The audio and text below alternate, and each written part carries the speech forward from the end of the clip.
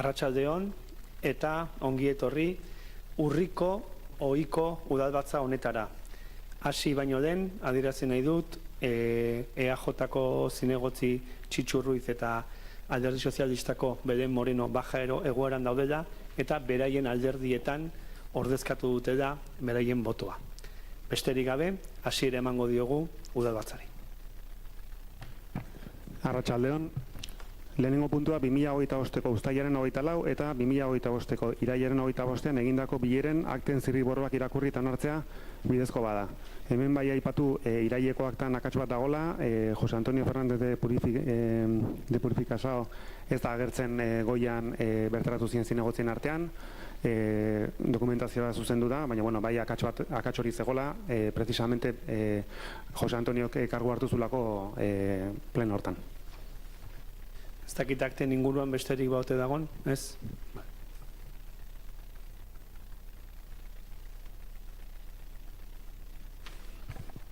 Bigarren puntua, 2025 bederatzi zenbakiko kreditu aldaketaren berri ematea. Bai, puntu honetan kreditu aldaketa bat dakarkigu, zehazki 58.000 eurokoa. Duela aste batzuk, Iztuitzaga dorretxean zutabeak erori eta barnealdean hainbat kalte eragin zituen. Kalte horiek konpondu ahal izateko eta egitura mantentzeko honak aurrek hartzen duguna da 58.000 euroko kreditu aldaketa bat. Gogoratu nahi dugu, iazko aurreko legealdian, legealditik badirela hainbat lan martxan jarri direnak, Iztuitza dorretxearen inguruan, besteak beste, egituraren azterketa txostena, 3 dimentsioko erregistroa eta hurrengo urratsa kultura eta ondare azterketa egitea izango litzateke. Tamalez, esan bezala, duela aste batzuk, derrumbe edo zebat eduki genuen, eta konponketa hauek egin behar ditugu aurrera prozedurarekin aurrera jarraitu izateko. Gure asmoa, behin konponketak eginda, daukagun bide horriarekin jarraitzea baita. Ez dakit honen inguruan norbaitek, bai? Bai, eskerrik asko y bienvenidos a todas las personas que están en el público. Por nuestra parte, únicamente decir lo que ya trasladamos en la comisión. Desgraciadamente ha ocurrido un accidente, pero bueno, nos hace ver que tenemos un maravilloso patrimonio histórico y cultural en el pueblo que se nos está cayendo y que creemos que ya se está trabajando en ello, pero que hay que avanzar en el debate interno de qué hacer con la casa de Izturitzaga. Eskerrik asko. Gai hau kontu ematea da eta ez da bozketan jartzen. Hirugarren puntua, epe luzeko finantza eragiketa bat kontratatzeko baldintzen plegua. Bai, dakizuen bezala, Andoaingo udalak kiroldegiaren bigarrengo pista handitzea egiteko eta beste aldetik zerbitzutako pabelloia egin ahal izateko 17.750.000 euroko mailegu bat eskatzeko prozesuan edo gaude. Udal baten kasuan, mailegu bat eskatzeko prozedura luze xamarra da. Aurreko udal batzan hasi genuen prozedura hori kreditua aurrekontuan sartuta. Gaur hona, dakarkiguna, maileguaren baldintza pleguak dira. Laister izendatuko ditudanak. Gaur behin onartzen baldin badira baldintza plegu aurrek, hurrengo urratsa kontratazio plataforman publikatzea izango da eta 7 eguneko epea zabaltzea entidade finantzieroek edo banketxeek beraien proposamenak egin ahal izateko. Ondoren, sobren irekiera, kontratazio maila izango ditzake, eta behin batzordetik eta plenotik pasa ondoren, foru aldundiari dagokio onartzea mailegu hau.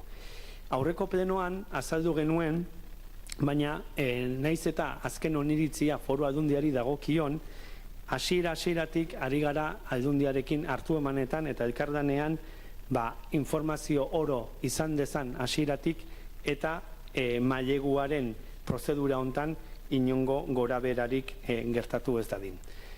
Maileguaren xehetasuntan sartuta berriz nabarmendu nahi ditugu puntu batzuk. Batetik, horretako mailegu bat hitzartu ahal izateko, udal batek 2 baldintza bete behar ditu. Lehenengoa da, aurreko ekitaldiko aurrezki garbia positiboa izatea, hau da, kasu honetan 2024 urtekoa, eta bigarrena izango ditzake, kapital biziaren volumena 110% baino gutxiago izatea. Gure kasuan 182koa da, eta hortaz, 2 baldintzak betetzen ditugu. Esan bezala, mailegua zehazki 17.759.188,70 eurokoa izango da. Entitate finantzieroak 2 aukera izango dituzte beraien eskaintza egin ahal izateko. Batetik erdiarena, hau da, maileguaren erdiarena, eta bestea osoarena. 2 eskaintza hauek edo 2 lotetan banatuta lortu nahi izan deguna da eskaintza erakargiarragoak eta gehiago izatea. Mailegu honek guztira 18 urteko epea izango du, lehenengo 3 urtetan interesak ordainduko genituzke, interesak bakarrik, eta hurrengo 15 urteetan amortizazioa. Lehenengo 3 urte hauetan, interesa gainea ordainduko genituzke erabiltzen dugun diruarena. Hau da, lehenengo urtean 2 milioi erabiltzen baitugu, 2 milioi horien interesak ordainduko genituzke. Hemen, batzordean aipatu genuen, teknikoki interes aldakorra edo variablea edo finkoaren eztabaidan ibili gara. Eta guk variablea edo aldakorra proposatzen dugu. Iruditzen zaigudako, alde batetikan finkoarekin hasieratik gehiago ordaintzen hasiko ginekelako, eta bestetik Europako Banku Zentralak iradokitzen du hurrengo 2 urtetan egonkortasun egoera batean egongo garela. Eta hori kontuan izan da, eta baita ere kontuan izan da, bai 2022an eta bai 2025an udalek sinatu dituzten mailegu guztiak variable edo aldakorrarekin egin dituztela, guk ere horren aldeko autua egiten dugu. Prezioaren inguruan berriz, udal batek zuhurtzia printzipioa bete behar ditu, eta kasu honetan gure maksimo izango ditzake Euriborra gehi 1,13koa. Eta azkenik, baita ere gure ustez, xehetasun gehiago eman nintzake, baina iruditzen zaigu nahikoa dela oinarrizko xehetasunak emanda, azkenik baldintza pleguan agertzen den beste aldagaietako bada, komisiorik ez dugu onartuko. Ez amortizazio komisiorik eta ez beste inolako komisiorik ere. Horiek izango lirateke eskatzera goazen maileguaren pleguko xehetasun nagusienak. Ez dakit norbaitek galderarik edo, bai. Bueno, en primer lugar sí que me gustaría reconocer el nombre del Grupo Municipal Socialista, el trabajo que ha hecho tanto la tesorera como el personal de intervención en el escaso mes que han tenido para poder tramitar todo este pliego, más siendo conscientes de los ritmos que llevamos en la administración pública, y creemos que ha presentado un trabajo técnicamente exquisito.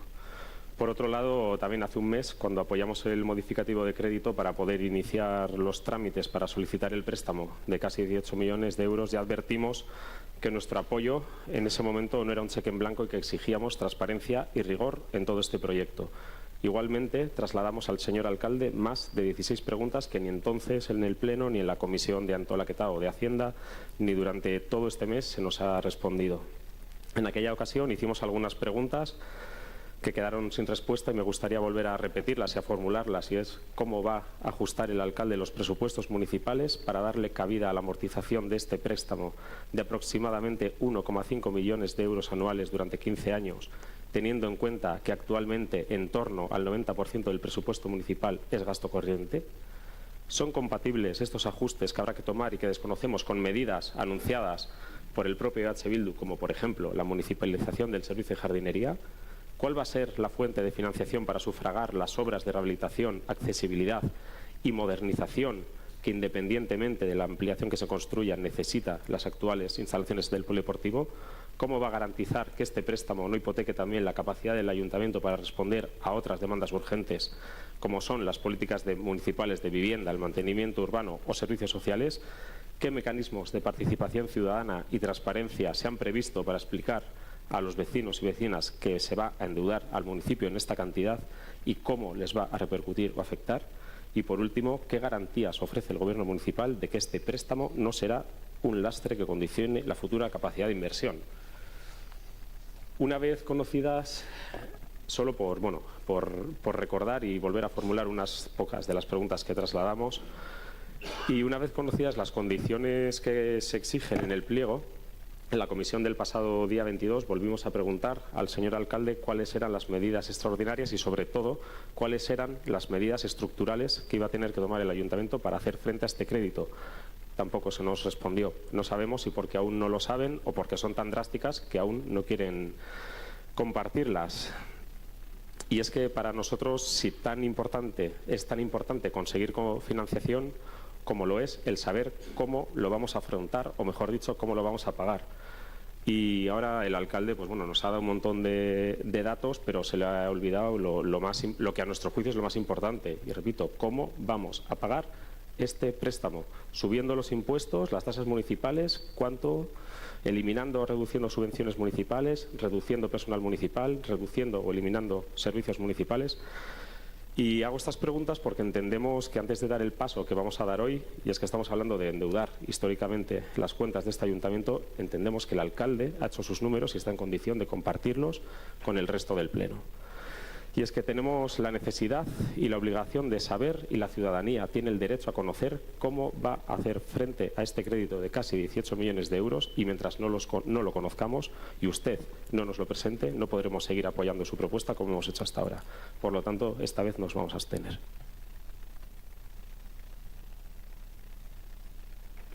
Erantzun nahi dezun aurrena, hobeto erantzun eta gero. Bueno, hemen esan dudan bezala, 3 urteko zera dago eta gero beste 15 urtekoa. Gu ja zenbakiekin nahi gera urrengo 2026ko aurrekontua eta urrengo 3 urtetakoarekin. Eta hemen daude aldagai batzuk baldintzatzen dutenak guztia, udala.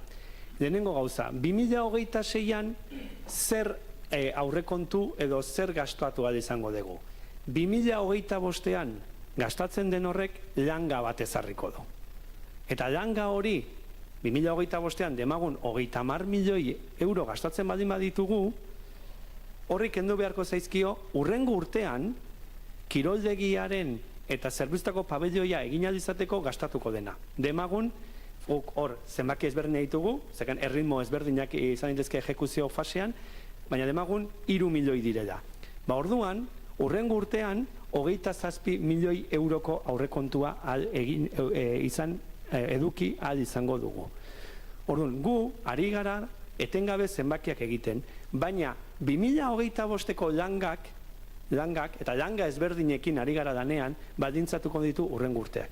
Bien bitartean, noski hartuko ditugula beste erabaki batzuk. Adibidez, jakina da, 2026 urtean, udala aurreskola partzuergoen eskuetara pasako da. Eta horrek, ekarriko dula, 100.000 euroko aurrezki bat udalarentzako. Eta beste urraz batzuk emango dira.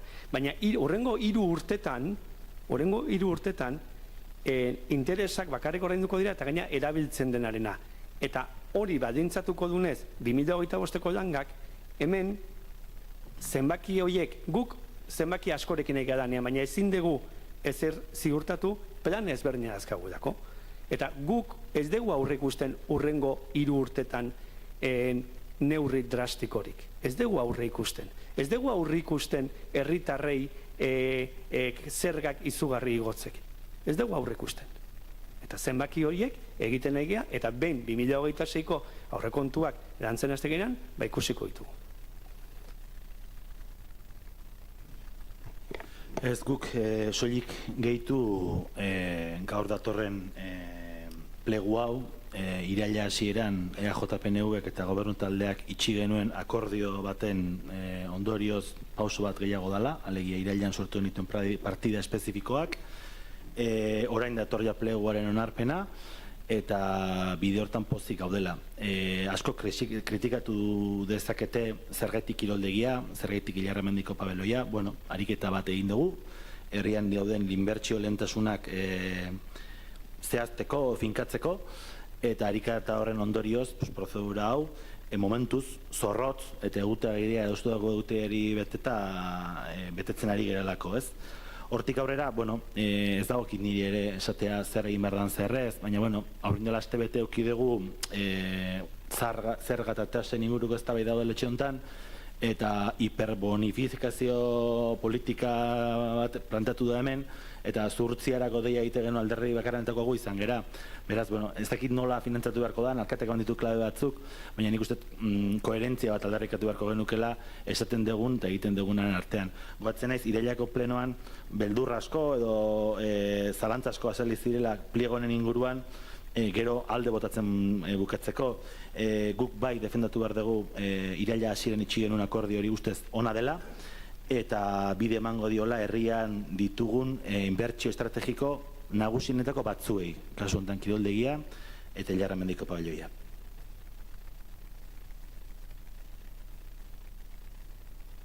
Bueno, la verdad que nos preocupa y nos sorprende las palabras del alcalde, y nos preocupa sobre todo porque estamos aprobando el pliego y usted está diciendo que todavía están haciendo números. Entendemos que los números deberían de estar hechos y cuanto menos compartidos con los miembros a los que se nos somete a votación para saber la repercusión que va a tener. Seguimos con lo mismo, los tiempos y los tiempos. Y los tiempos otra vez llegan tarde. Entonces, si ustedes están haciendo números, por favor, a este partido, al menos a nosotros, pásenoslo y lo vemos. Ustedes dicen que no hay que tomar medidas drásticas. A nosotros, en los municipios en los que han pedido préstamos similares a estos, nos están diciendo lo contrario, que sí, efectivamente, han tenido que tomar medidas drásticas y estructurales. Y fuertes en muchos casos. Entonces, queremos saber cuáles son las medidas que van a tomar ustedes. Hablan de la Urescola, el Partzuergo, ya, pero es que es la misma excusa que nos dijeron hace poco para municipalizar el servicio de jardinería, que como nos íbamos a ahorrar mucho dinero con la Urescola, íbamos a municipalizarlo. Por lo tanto, toda la misma excusa no nos vale para todo. Por favor, pásenos los números, que nosotros queremos apoyarlo. Y lo apoyamos, y nos vamos a abstener, no vamos a votar en contra, pero pásenos ustedes los datos que están manejando, que yo en mi casa lo haría. Si voy a pedir un préstamo, hago cálculos, si voy a poder pagarlo o no. Y si me tengo que apretar el cinturón, veré en qué me lo tengo que apretar. Y esto en el ayuntamiento y en cualquier sitio es exactamente igual. Estamos pidiendo que usted, que es quien lidera el presupuesto municipal, nos pase los datos. Eta amaitzeko honekin, zuk uste duzu guk zorpetuko geha da, eta herri hontan estrategikoa dian gai hauetan, eta bi alderdiren babesa izango genukela ez bagenuke ariketa hori egingo. Osa, hemen dagona da, egiten nahi geana da, zenbakiak, eta esan dizudana da, ez dizkizu da eman zenbaki definitiboak. Zergatik ez dakigulako 2000 eta dazkagu eszenatoki ezberdinak, eta eszenatoki bakoitzaren ondorioak ere aztertuta dauzkagu. Baina ezberdina da 30 milioi euro gastatzea edo 29. Eta bietarako ibilbidea aztertuta dakagu. Gero beste gauza bada, bueno, zuk konfidantza daukasun edo ez. Baina guk ariketa hori egina daukagu, eta gainera ez bakarrik guk aldundiarekin ere partekatu ditugunean begionez ikusi izan dute. Confianza poca, sobre todo porque no lo conocemos. Vuelvo a repetir y le vuelvo a tender la mano a que se reúna usted con nosotros y nos participe al menos lo que tienen hecho. Si quiere usted ganarse nuestra confianza, comparta los datos con transparencia, con total normalidad. Y enséñenos los diferentes escenarios que manejan. Ya está, es así de sencillo.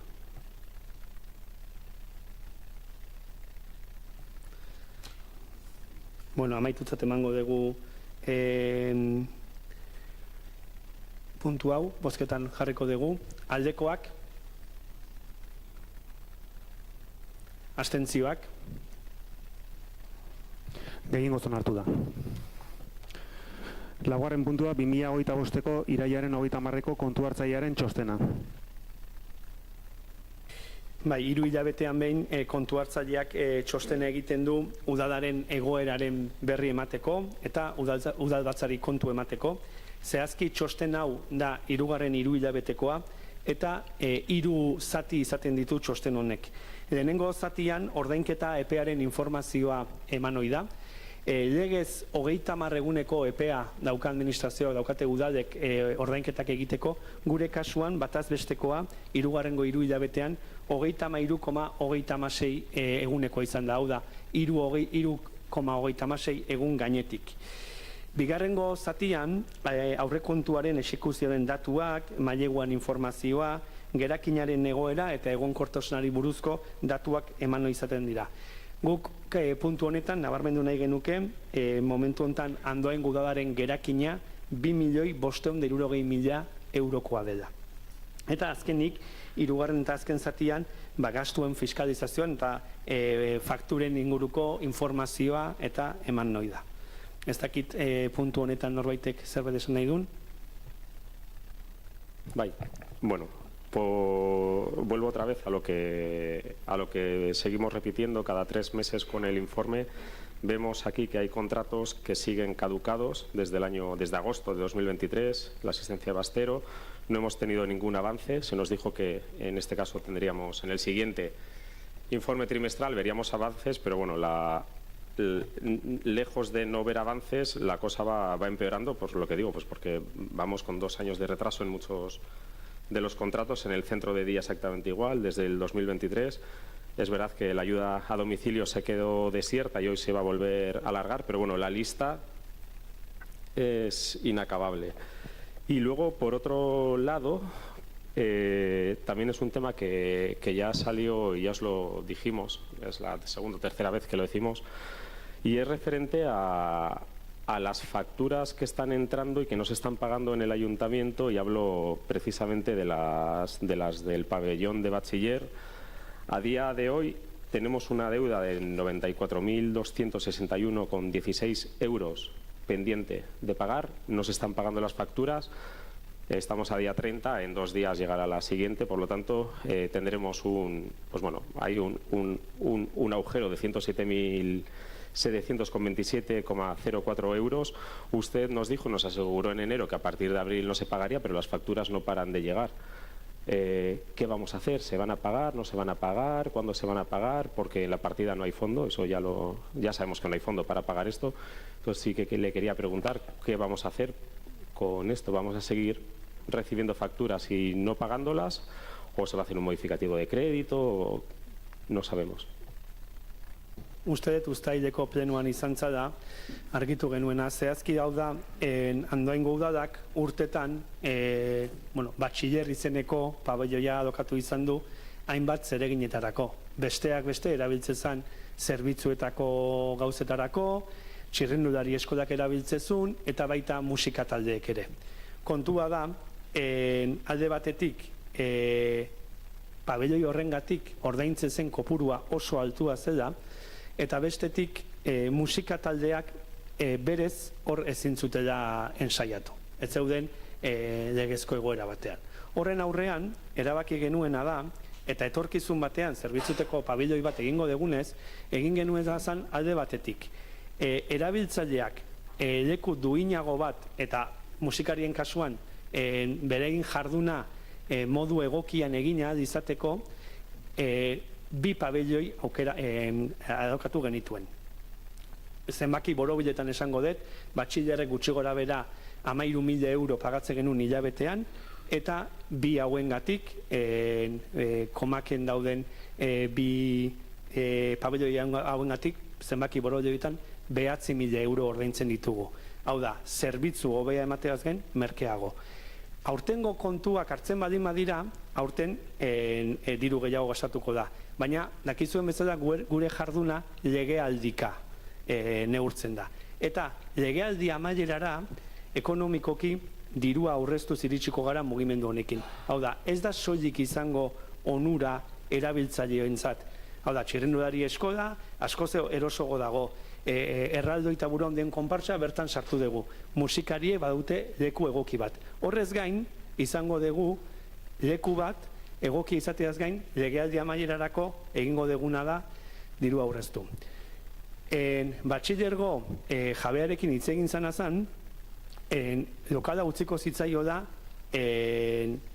zegokion egoeran, eta ordainduko zitzaio da amaieran. Orduan, orain, amaitzear dagoen kontratu horrekin, bukaeran egingo da kreditu gehigarri o kreditu modifikatibo bat, eta ordainduko zaio, zea. Eta esan bezala, gauzak ez dian neurtzen urteka, legealdika, eta legealdiko ikuspuntutik aurreztu egingo da. Eta aparte, gonbidatzen zaitut, txirrindulari eskola, konpartsa eta musikari ingana joatea, eta beraiei iritzia galdetzea daukaten lekuan arabera. Sí, en eso estamos de acuerdo y solo faltaba que no estuviesen más contentos, pero que mi intervención ha sido clara y es que tenemos 107.000 o vamos a tener, bueno, concretamente 94.000 euros, 261,16 euros en facturas retenidas. Y de julio, cuando nos diste esta misma explicación, a octubre ha aumentado casi 40.000 euros. Entonces, ya nos ha respondido que se pagará a final de año. Es lo que queríamos saber, si se va a pagar, si no se va a pagar, si podemos estar tranquilos o si a final de año vamos a tener que los grupos están contentos. Faltaría más, ya le digo, y lo entendemos y obviamente pues si hay que cambiar de pabellón, obviamente pues hay que cambiarlo porque estamos pagando 13.465,88 euros al mes de alquiler, que es una cantidad bastante alta. Habrá que ver, bueno, al equipo de gobierno que contrató este alquiler, pues habría que preguntárselo, pero lo dicho, sabemos, bueno, si ya nos ha respondido, que lo van a pagar y estaremos pendientes a ello.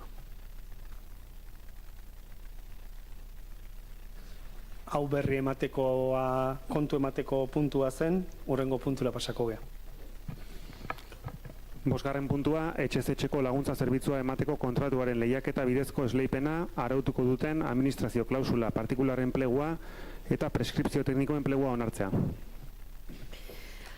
Bueno, uztailean argitaratu genuen zerbitzu honen lizitazioa, baina kudeaketarako enpresarik aurkeztu ezenez, bertan behera utzi behar izan genuen prozedura. Bigarrengoz, onartzera ekartzen dugu prozeduraren hasiera proposamena beraz. Inor ez aurkeztearen, enpresarik ez aurkeztearen arrazoia batez ere ekonomikoa izan da, eta horren aurrean azterketa ekonomiko tekniko bat egin da. Astean zeharreko eta asteburuetako zerbitzu orduen prezioa aldatu da. Aurreko proposamenean gizarte segurantzaren kalkulua egitean oinarrizko soldata eta aparteko ordainsarietan aplikatzen zen soilik, oraingo proposamenean aldiz aurreko ez gain garraio eta langileen leku aldatzetean ere kontuan hartu da gizarte segurantza. Horretaz gain, garraio kontzeptuari dagokion gastua ere berriro kalkulatu da. Honek eragin du orduko prezioaren kostea handitzea eta baita ondorioz aurrekontu orokorraren prezioa ere. Gai honen inguruan norbaitek zalantze badun, ez? Gaia bozketan jarriko dugu orduan, aldekoak. Hau batez onartzen da. 6. puntua, Andoaingo Udal Musika Eskolako antolamentu eta funtzionamendu arautegia hasierako izaeraz onartzeko proposamena. Arratsaldeon. Gaur onartzera ekartzen den proposamena, iaz Eusko Jaurlaritzak onartutako dekretu berri baten araudi egokitzapena dugu. Dekretu berrira egokitzeko gehienezko epeak hauek dira. Ikastetxearen hezkuntza proiektua ekainaren 30erako udaberrian onartu genuena eta antolakutza eta jarduera araudia abenduaren 31 baino lehen aurkeztu beharrekoa. Egun indarrean dagoen araudia 2013 urtekoa daukagu, bai? Araudi berri honetan aldaketa nabarmenenak bi dira. Alde batetik hezkuntza proiektua eta bestaldetik zuzendaritza taldearena, bai? 3 figura osatuko dutenak zuzendariaz gain ikasketa burua eta idazkaria. Araudi berri honetan hizkuntza eta berdintasun irizpideak ere txertatu ditugu. Hizkuntzari dagokionez, euskara zerbitzu naiz lan hizkuntza gisa normaltasunez eta modu orokorrean erabiliko da musika eskolan. eta berdintasunaren arloari dagokionez, Andoaingo musika eskolak bat egiten du udalaren, emakumeen eta gizonen berdintasunerako 3. planaren printzipio eta helburuekin, eta genero ikuspegia txertatzen du jarduera guztietan. Ez dakit honen inguruan norbaitek. Bai, eskerrik asko, Marta. Bueno, en la comisión nos abstuvimos porque se nos pasó tarde la documentación, no tuvimos tiempo de leerla ni de analizarla y, bueno, vista ya analizada, la vemos coherente, así que ahora sí la apoyaremos. Gaia bozketan jarriko dugu orduan, aldekoak, Aho batez onartzen da. 7. puntua, indarkeria matxistaren biktima diren emakumei arreta emateko erakunde arteko jarduera eta koordinazio protokoloa eguneratzeko proposamena. Bueno, lehenengo protokoloa Andoaingo udalean 2019an egin zen. Protokolo hori mugarri izan zen alde batetik emakumeen arreta hobetzeko mekanismoak ezarri zirelako, beste alde batetik lan mahai iraunkur bat sortzea ere ahalbidetu zuelako, eta koordinaziorako, jarraipenerako eta protokoloan implikatutako erakunden arteko saretzea ere posible egin zelako. 6 urte pasa dira geroztik eta berdintasun sailetik protokoloa eguneratu da, eta hori da gaur dakarkigun proposamena. Batez ere tresna eguneratua eta kontrastatua izan dezagun, eta bestalde indarkeria matxistaren biktima diren emakumeek harrera eta arreta hobeago bat izan dezaten. Bestalde indarrean lege berria daukagu eta eguneraketa honek ere ahalbidetuko du lerrokatzea lege berri honen edukiarekin. ez dakit gai honen inguruan norbaitek zerbait esan nahi duen, ez? Bozketan jarriko dugu orduan gaia, aldekoak. Aho batez onartzen da. 8. puntua, hiribarruko autotaxi zerbitzuaren 2026ko tarifak onartzea. Bai, bueno, dakizuen bezala, Andoain dago taxien alorrean edo Donostialdeko erregimen bereziko eremuan. Eta hor, nolabait esan, eremu guztirako hartzen dira prezioak edo kontutan.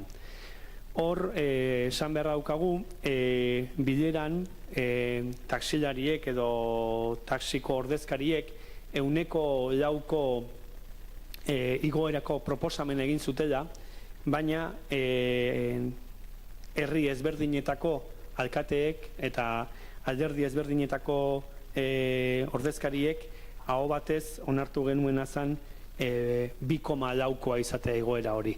Iruditzen zitzaigun, bizimoduaren igoeraren araberako igoera bat izan behar da.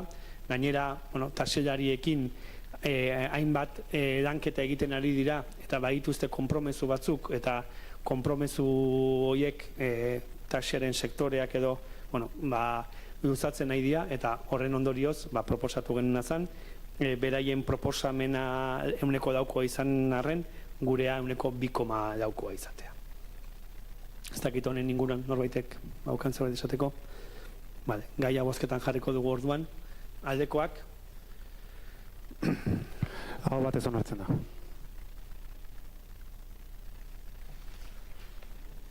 Bederatzigarren puntua, EAJ-PNV udaltaldeak aurkeztutako mozioa Bertxingo zentralari buruzkoa. Hemen esan nahiko nuke hurrengo 3 puntuetan aipatu berri dudan mozio hontan, baita ere 10. puntuari dagokion errespetatu Andoain plataformak aurkeztutako mozioaren kasu hontan zati erabakitzaileko azken puntuan, hau da 5. puntuari dagokionez, eta baita ere azken mozioari dagokionez PSE udaltaldeak aurkeztutako mozioa komunitate energetikoari buruzkoa.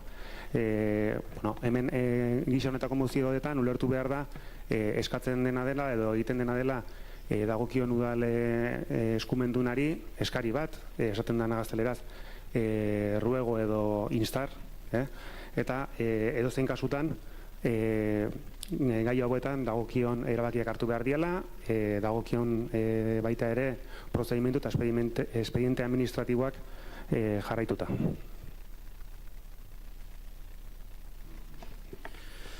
Bueno, mozioa irakurri aurretik gustatuko litzaeke pixkat kontekstua edo azaltzea zergaitik motibatzen dugun, zergaitik aurkezten dugun mozio hau, ez? Besteak beste, Bertxingo zentral hidroelektrikoaren etorkizuna bermatu nahi genukelako. Askok esango dute, eta zergaitik orain, pasa direlako azken hilabeteetan gertakari batzuk, baina ez da berria, eta hori bai argi utzi nahiko nuke EAJak dazkeneko agintaldietan, behin baino gehiagotan adierazi du udalbatza hontan Bertxingo zentralarekiko posizionamentu historiko argi bat, eta mozioa aurkezten dugu gaur, Andoainek ulertzen dugulako zentral hau martxan behar duela ahalik eta lasterren, ez?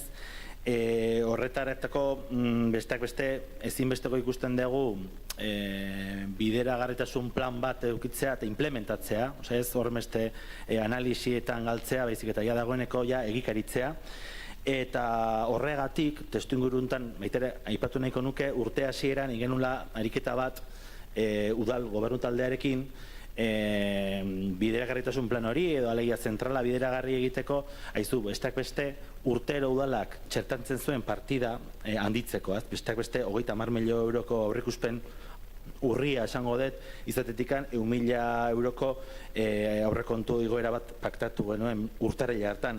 Geroztik, tamalez, ez behar batzuk gelditu dira, euriten ondorioz lur jauzi bat dela eta Bertxingo kanalaren zati bat txikitu da, 10 metrotako zati bat, eta ingurun horren egoera ez egonkorra da, ala diote desde logo teknikarien txostenek. Orduan, bai identifikatzen den aurreisku horren aurrean, eta bai zentrala irikita izateko gure lehentasun hori dela eta aurkezten dugu gaur mozio. Iruditzen bazaizue irakurtzea pasako naiz. Reparación de emergencia del canal de Bertxin. En los presupuestos de 2025 se incluyó una partida de 100.000 euros para el mantenimiento y adecuación del canal de Bertxin. De ellos se han gastado unos 20.000 para la reparación de la cubierta de la central, quedando pendiente la reparación de grietas del canal y mejora de las medidas de seguridad, entre ellas la línea de vida.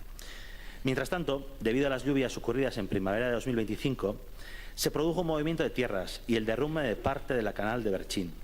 El área derruida tiene una longitud aproximada de 10 metros. Este hecho ha supuesto el cese de la actividad de la central hidroeléctrica de Bertxin desde primavera de 2025 hasta la actualidad, hasta hoy en día. El Ayuntamiento contrató un estudio geotécnico para realizar un análisis de la luz de tierras producido, el estado del canal y las posibles soluciones a implementar o a poner en marcha. Dicho informe determina que se han detectado inestabilidad en la zona, determina las medidas para estabilizar dicho talud y reparar el actual estado del canal. Las actividades que se describen contemplan un presupuesto aproximado de 450.000 euros y un plazo de ejecución entre 3 y 5 meses. El estudio identifica el riesgo de nuevos corrimientos de tierra en la zona inestable a la hora de justificar la urgencia. Se dice que las lluvias de los últimos meses han provocado nuevos descalces. Además, este canal abastece a la central hidroeléctrica de Bertxin, clave para el consumo energético del Ayuntamiento de Andoain e imprescindible para dar pasos en el autoabastecimiento. Es necesario poner en marcha la central a la mayor brevedad posible para evitar mayores perjuicios derivados de la paralización de su actividad. Por lo tanto, se solicitan 2 puntos. Una, que el Ayuntamiento de Andoain ponga en marcha a la mayor brevedad posible las obras de reparación del canal de la central hidroeléctrica de Bertxin. Y la segunda, que se garantice una dotación económica de 450.000 euros necesaria para la puesta en marcha de estos trabajos por el procedimiento de emergencia. Arratsaldeon, mozio irakurri baino lehen esan dituzun gauzetaz hitz egin nahi nuen, eta pixa bat gehitu nahiko nuke, esan dezun bezala, urteak dira, zentralen eta kanalean egin dian inbertsioak txikiak direla, azkenen Bertxingo zentrala urte asko dauzka, eta egin beharreko lanak handia dira. Gure legealdi hasieran brigadako langileekin eta teknikariekin bildu ginen ikusteko zelanak zeuden egiteko, eta ez bakarrik zentrala eta kanala martxan jartzeko, baizik eta beraien egunerokotasunean segurutasunerako behar dianak eta urtetan egin ez dianak. Orduan, ondo esan dezun bezala, urtengo partidan 100.000 euroko partida jarri zen lanak egiteko, eta hori da, uda berria, gertatu zen, 10 metrotako kanaleko apurketari. Baina lehenago gentozen, 2024an haize boladak eragindako beste matxura batzuetan, gure medioekin, hau da, udalangileekin egin beharreko, egin ziren konpoketa batzuk. Horrek ekarrizun, ordu kopuru eta gastuarekin da orduan. Hau da, kanal bat daukagu, esan dezun bezala, da mozien irakurri dezun bezala, konponketa horrez gain, konponketa handi horrez gain, beste, reforzatzeko edo berritzeko gauza egongo zeanik. Egongo zeanak. Bestetikan, esan deten bezala, langileok eskatuta, beraien segurutasunerako medioa jarri behar ditugu. Hau da, esan dugun bezala, 10 metroko pareta hori erori dana, la linea de vida, bertan daukagu jarrita. Langile bat hortikan junezkero, pareta jundan bezala, langile atzetik jungo zan ere bai. Zer esan egunekin, ez da erraza izan emergentzizko konponketa hau dirua mai gainen jartzea, ez da? Egia da, Bertxingo zentral hau altxor badara, eta altxorraz gain 2030erako legiak ala behartuta, bai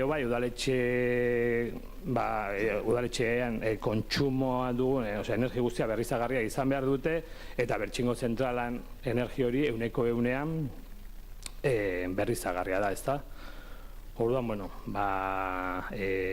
guzti honegatik, matxura konpontzeko prozedura ireki dugu, baina, ahaztu gabe, etorkizunei begira, alde batetik sortzen dugun energi hori ahalik eta etekin handiena atera behar diogula, zentrala sortzen duen energian erremendua hobetzeko udalangileen eguneroko segurutasunareko lan ezberdinak egin behar direla, eta gauza bat argi dago, Bertxingo zentralak sortzen duen energiaren etekinaren zati bat, bertan inbertitu behar degula.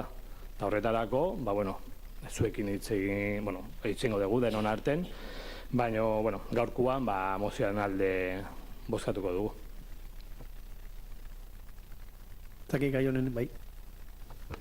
Sí, arratsaldeon. Desde el Grupo Municipal Socialista trasladar que vamos a apoyar la moción porque entendemos que la infraestructura de la central hidroeléctrica de Bertxin es, como digo, una infraestructura fundamental para que el Ayuntamiento pueda alcanzar ese objetivo de autoconsumo energético para el 2030 y sí que es cierto, y como usted ha dicho, pues los arreglos no son fáciles, pero sí que quizás la información que se traslada sí que se puede trasladar con cierta facilidad. Y me explico. Cuando en la comisión de septiembre se nos trasladó la necesidad de realizar esta reparación y se nos concretó que se iba a recibir un préstamo para un crédito, en este caso, a través del Ente Vasco de la Energía para sufragar esta reparación, luego en la comisión celebrada en el mes de octubre se nos informó de que esa información no era del todo correcta y que incluso podía ser el caso de que no fuera el objeto de esta obra subvencionable por este tema por este crédito que acabo de mencionar. Por eso lo que quiero decir es que sí, las reparaciones son complicadas, es importante realizarlas porque la central es fundamental dentro del objetivo de autoconsumo energético que como institución pública tenemos que cumplir, pero la información, la calidad de la información que se transmite debería ser más clara. Ados, hor bakarri izan gaizki ulertu bat egon zala eta azeneko batzordean zuzendu genuen eta ez dago besterik. Nik ere, compartimos con EAJ la necesidad de poner en marcha la central de Berchin a la mayor brevedad posible. Lo que no compartimos es el modo de exponer a la ciudadanía esa necesidad. Decir ha llegado a producir 8.000 euros por día es como si yo dijera que Podemos Euskadi ganó las elecciones.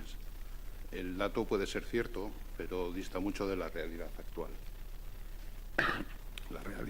La realidad es que los ingresos brutos de la infraestructura para el Ayuntamiento de Andoain son de 1.652.000 euros en el total de los últimos 8 ejercicios, siendo el mejor de ellos el de 2022, en el que generó unos ingresos de 401.000 euros, que hace una media diaria de 1.099 euros, a los que habría que descontar los costes de explotación y mantenimiento, con lo que el rendimiento neto es sensiblemente inferior. Estos ingresos son importantes, además hay que también contar con el hecho de que genera puestos de trabajo. Por contra, al valorar esta infraestructura, también se debería tener en cuenta las afecciones que causa en el medio natural, como la barrera que supone el propio canal para el deambular de especies salvajes o la existencia de un azud para la captación del agua que interrumpe el tránsito natural del río. A falta de un estudio que valore estas posibles afecciones y teniendo en cuenta los beneficios energéticos y sociales de la actividad, nuestro voto va a ser favorable a la moción. Bueno, nik eta behin eskerrak eman guztioi, poste gaitu guztiok bat egitea. Podemos ibai argitxu, datu batzuk eman dituzu, zehazteko, guk esaten duguna da, zentral horrek ematen izan dituela 8.000 euros día de beneficio. Y eso es un dato objetivo y si no, pregunte a los técnicos municipales que ellos mismos nos están trasladando.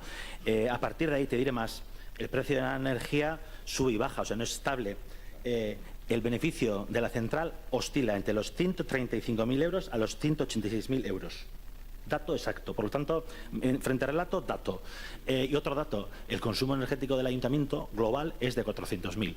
Por lo tanto, mentiras no, datos exactos, proporcionados por los propios técnicos.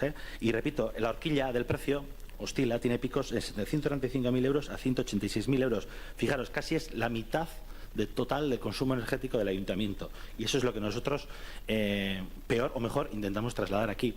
Otro dato, que estamos comprando la energía a 25 kilovatios por 25 céntimos el kilovatio y luego vendemos la electricidad de Berchin a 10 céntimos, por ejemplo. Es un dato que a la ciudadanía hay que contarlo. Por lo tanto, hoy en día Berchin sí es un fuente de ingresos para el ayuntamiento. Evidentemente coincido con lo que ha dicho el Zinegotzi de Servicios, arreglar cuesta, pero claro, no arreglar también. Yo creo que hoy lo que planteamos es una dicotomía de, oye, Berchin sí o Berchin no, porque si decimos por lo casual que no a Berchin, habría que tomar una decisión de desmantelarlo, por ejemplo. Y los técnicos municipales cuantifican, por ejemplo, desmantelar Berchin podría costar una estimación aproximada de 2,5 millones. Y eso también hay que contarlo a la ciudadanía. O sea, eso no es una infraestructura que se queda ahí en un limbo, no, no. Si no produce y no está en marcha, hay que desmantelarlo. Y eso a la ciudadanía hay que contarlo, 2,5 millones. Por lo tanto, arreglarlo cuesta, y ahí coincido con el concejal, pero no arreglarlo también nos cuesta. Más costes que, efectivamente coincido con lo que ha dicho, los ingresos de Berchin jamás han reinvertido en la propia central. No han reinvertido en la infraestructura, en su mantenimiento, en su conservación. Han ido siempre a la arca común. Y el dinero que va a arca común, pim pam pum, fuera. Por lo tanto, efectivamente ahí coincido y debería haber un ingreso anual que revirtiera en la propia central, en su mantenimiento y su conservación. Y aquí todos nos tenemos que mirar, cada uno a sus responsabilidades, porque llevamos años con un mantenimiento y una inversión escasa en la central. Todos nos tenemos que mirar al ombligo y hacer autocrítica, porque esto no es cosa de ahora estás tú, ahora está el anterior, no, aquí todos tenemos nuestra parte de responsabilidad. Bueno, el PNV todavía no ha tenido alcaldía en las últimas décadas, pero bueno, todos tenemos alguna, directa o indirectamente, alguna responsabilidad. Pero a Podemos le diré más. Pese a estar parado, el ayuntamiento está perdiendo dinero. Mira, tenemos un seguro central, Tenemos una empresa de ingenieros que nos presta un asesoramiento técnico. Tenemos un representante energético, el que hace la venta de la energía. Tenemos además, incluso la luz, el enganche de la red también cuesta. Mira, sin hacer nada, hoy algo más de 10.000 euros al año estamos perdiendo, simplemente con que la central esté quita. O sea, con todos esos gastos que ya te estoy enumerando. Por lo tanto, arreglarlo cuesta, pero no arreglarlo cuesta más. Yo creo que hablábamos de que hay que actuar. Evidentemente, al concejal de Bildu no le podemos achacar los desastres naturales, ni las lluvias, ni los desprendimientos de los terrenos. Sí le podemos achacar el escaso mantenimiento o el escaso ejecución, el grado de ejecución de la partida, ¿no? Porque, por ejemplo, se ha arreglado los 20.000 euros la partida de 100.000, pero tenemos 80.000 euros quietos. Que podemos decir, bueno, es que hace falta hacer una cosa, la otra. Bueno, sí, pero tenemos dinero que no se está invirtiendo, ejecutando, ¿no? Por lo tanto, no es la responsabilidad de Bildu el desastre natural o las causas meteorológicas, pero sí el mantenimiento y la conservación de la infraestructura. Por lo tanto, lo del plan de viabilidad implementable y un plan de acción concreto ya, porque yo creo que no es tiempo de análisis, sino ya que es tiempo ya de acción, ¿no? Y de acciones, y por lo tanto nos alegra que por consenso pues bueno, decidamos acometer esta infraestructura por el procedimiento de emergencia, como lo hemos hecho en el primer punto con Iztuitza. Iztuitzako kasuan considerábamos también que había un desprendimiento, una emergencia causada por la inestabilidad del edificio y que había que actuar de forma urgente. Aquí lo que pedimos es que también en Berchín hay unos informes técnicos que refrendan la actuación urgente y bueno, felicitaros a todos, o sea, agradecer a todos el apoyo. Vale, zerbait esan nahi duzu? Bueno, bai? Bai, baina gerturatu mesedez.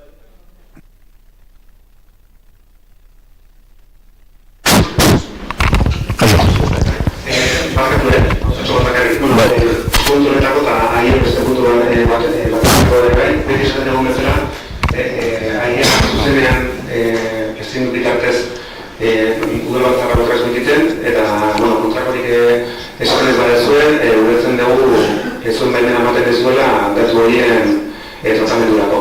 Decía que es esto, una transmisión en directo vía streaming desde el pleno municipal, y como siempre decimos, entendemos que eso es lo que se manifiesta, lo contrario, se está prestando el consentimiento para el tratamiento de esos datos, esto es el audio y la imagen. Batzaldeon. Ni mozio enekin zala gaurko gaia, baina, nik pixateko. Bai, pixaten opinio bat eman, bai. Ez daite kontua izango zuen, kaloreko minimo bat izan behar da, ibaiak. Euskal Leitzan biotopo da, eta handon gazoa garrantzitsuna da ibaia, eta bertako bizitza, bai. Horren, kaloreko mantendu behar da. Zene horrekan duen presa handi bat, ituzula kargatu gurez geobotatzeko pertsiko zentralea, bai? Baina, gure azpada gazue zentrala oso nahiko gura zentrala geratu inbezu gura, betetzeko berriz, horren kaldoa asko zehetxo da. Horren gu vigilante nogea kaldoa minin hortal, bai? Ontzak eta marka urtean geratu zuen zentrala bat ikitzeko posible da, Lizarko dago presa, eta guen ez den ikusi, uran nola jetxikoan lehizagan ibaian. Zan horrek eragin oso ondia du. Zan zaldean energi renovera dela, ez dala. Bai da nahiko, baina ez da totalki. Zan beti afetzioa daka ibaian. Hoxo bakrea.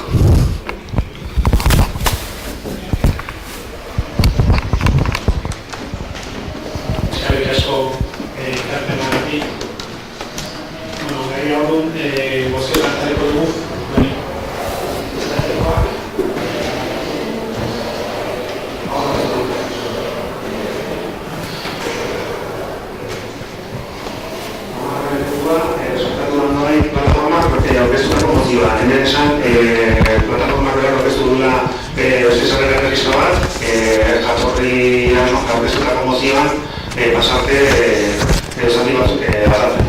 Orduan, ulertuko genuke, eztabaidatu eta bozkatuko litzatekeena bekasun izango litzatekeena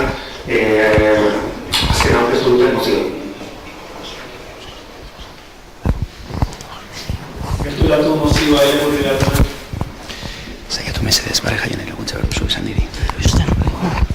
Kaixo, txaldean. Jaien zuler naiz, errespetatu ondoain plataformak idea. Gure agerpen eta idazki guztietan mozio barne bi hizkuntzak erabili ditugu euskara lehenetsiz. Gaur aldiz, euskaraz eta gazteleraz erregistratu genuen mozio hau gazteleraz irakurriko dugu.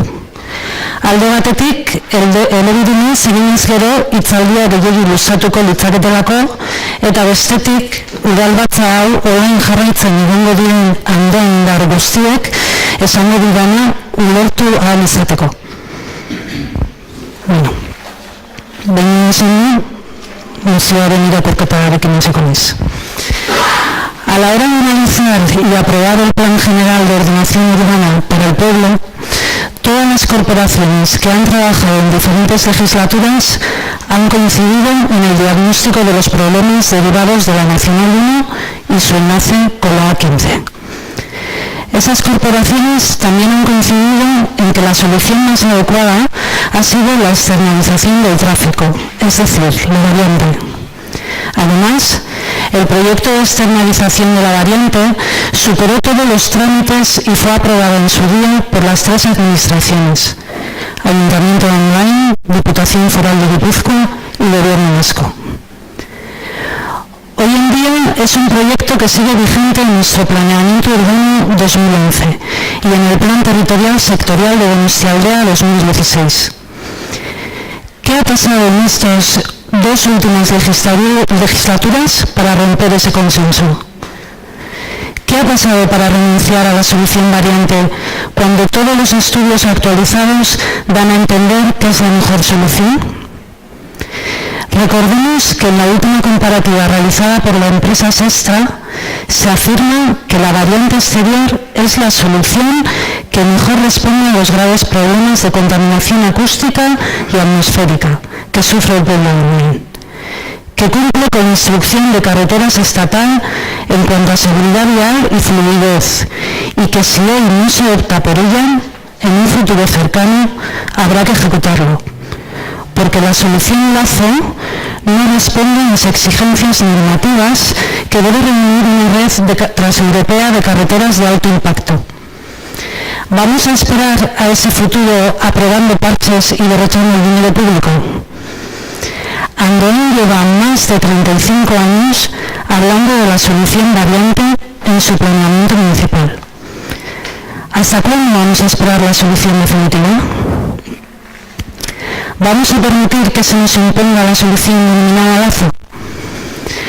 Los tiempos en los que se decía sin el pueblo porque el pueblo era ignorante ya han pasado. Eso era despotismo. Hoy vivimos en un sistema representativo donde elegimos a nuestros representantes para que defiendan nuestros intereses. Acudimos al pleno del ayuntamiento a recordar a los y las concejales que deben ejercer sus cargos con la responsabilidad de la confianza otorgada por los y las enmendadas para defender los intereses de Andoain donde corresponda. De la misma manera, elegimos a representantes para juntas generales y es en estos dos foros donde consideramos que debe debatirse la solución al enlace de la Nacional 1 y la A15. No en los despachos que decidan por el pueblo, sin el pueblo directamente y sin posibilidad de alegaciones ni de palabra. Esa es la participación ciudadana que defienden nuestros representantes. La realidad geográfica de Andoain nos ha colocado en un tramo de red de carreteras transeuropeas de alto impacto que no podemos evitar. Somos parte del itinerario europeo E05 que parte desde Escocia y llega hasta Algeciras recorriendo 3.200 kilómetros. Somos el único pueblo de Guipúzcoa que soporta esta densidad de tráfico. Cerca de 71.000 vehículos diarios, entre los cuales el 20% corresponde a vehículos pesados. Anualmente pasan por este tramo de 3 kilómetros entre 150.000 y 300.000 toneladas de materias peligrosas. Todo todos somos conscientes del grave problema de salud pública que deriva directamente de este volumen de tráfico. La constante contaminación acústica y partículas contaminantes que derivan en enfermedades científicamente probadas. Alteración del sistema nervioso, insomnio, asma crónica, cáncer, afecciones cardíacas. Estos días hemos escuchado a los expertos afirmar que las tendencias actuales indican que el tráfico no va a reducirse, sino todo lo contrario, va a crecer, va a aumentar, porque la apuesta del transporte comercial sigue siendo terrestre y porque, lamentablemente, parece ser que al ciudadano le cuesta dominar el coche como medio de transporte. No estamos ante un problema de matices técnicos ni de discrepancias administrativas. Estamos ante una cuestión de salud pública y de responsabilidad política. Este problema no trata de diferencias menores entre proyectos ni de si un plano representa mejor o peor los desmontes, ni de si una consulta administrativa es legal o no es legal. Este problema trasciende las diferencias partidistas y técnicas. Se trata de la inacción de los partidos políticos ante una situación que compromete la salud y la calidad de vida de miles de personas. Falta visión y decisión política para situar a las personas en el centro de las decisiones públicas. Resulta inaceptable que el dinero prime sobre la salud pública y que se hable de la economía en general, del elevado coste de la obra, olvidando la economía social. ¿Por qué? Porque ¿cuánto cuesta a Osakidetza tratar las enfermedades derivadas de la contaminación ambiental, tales como el asma, las cardiopatías, los trastornos crónicos o el cáncer? ¿No es más sensato invertir en prevención en lugar de asumir los costes humanos y económicos de la enfermedad? ¿No hay que pensar en el desarrollo sociocultural y de bienestar humano que aporta cada proyecto? A esta inversión se le llama economía social, la que debería ocupar un lugar central en obras de esta envergadura. Volvemos a la pregunta inicial. ¿Por qué la idea de retorno de Guipúzcoa se frena en Andoni? ¿Por qué se bloquean las soluciones aprobadas? ¿Por qué tanta improvisación y chapuza en un problema que ya cuenta con una solución aprobada y vigente desde el 2011? El Ayuntamiento de Andoni debe defender con firmeza los derechos de su ciudadanía frente a cualquier intento de debilitar su autonomía y recortar su competencia. La coyuntura económica actual ofrece un contexto propicio para abordar este tipo de inversiones estratégicas. El Consejo Vasco de Finanzas Públicas ha previsto un récord histórico de recaudación de tributos concertados en los ejercicios 2025 y 2026, impulsando por una evolución económica favorable. Esta situación puede traducirse en compromisos reales de inversión pública, orientados a mejorar la calidad de vida, la sostenibilidad urbana y la seguridad vial de nuestro municipio. En este sentido, el desarrollo de la variante de Andoain representa una inversión estratégica de alto retorno social, al reducir la contaminación, mejorar la movilidad y garantizar un entorno urbano más saludable y seguro.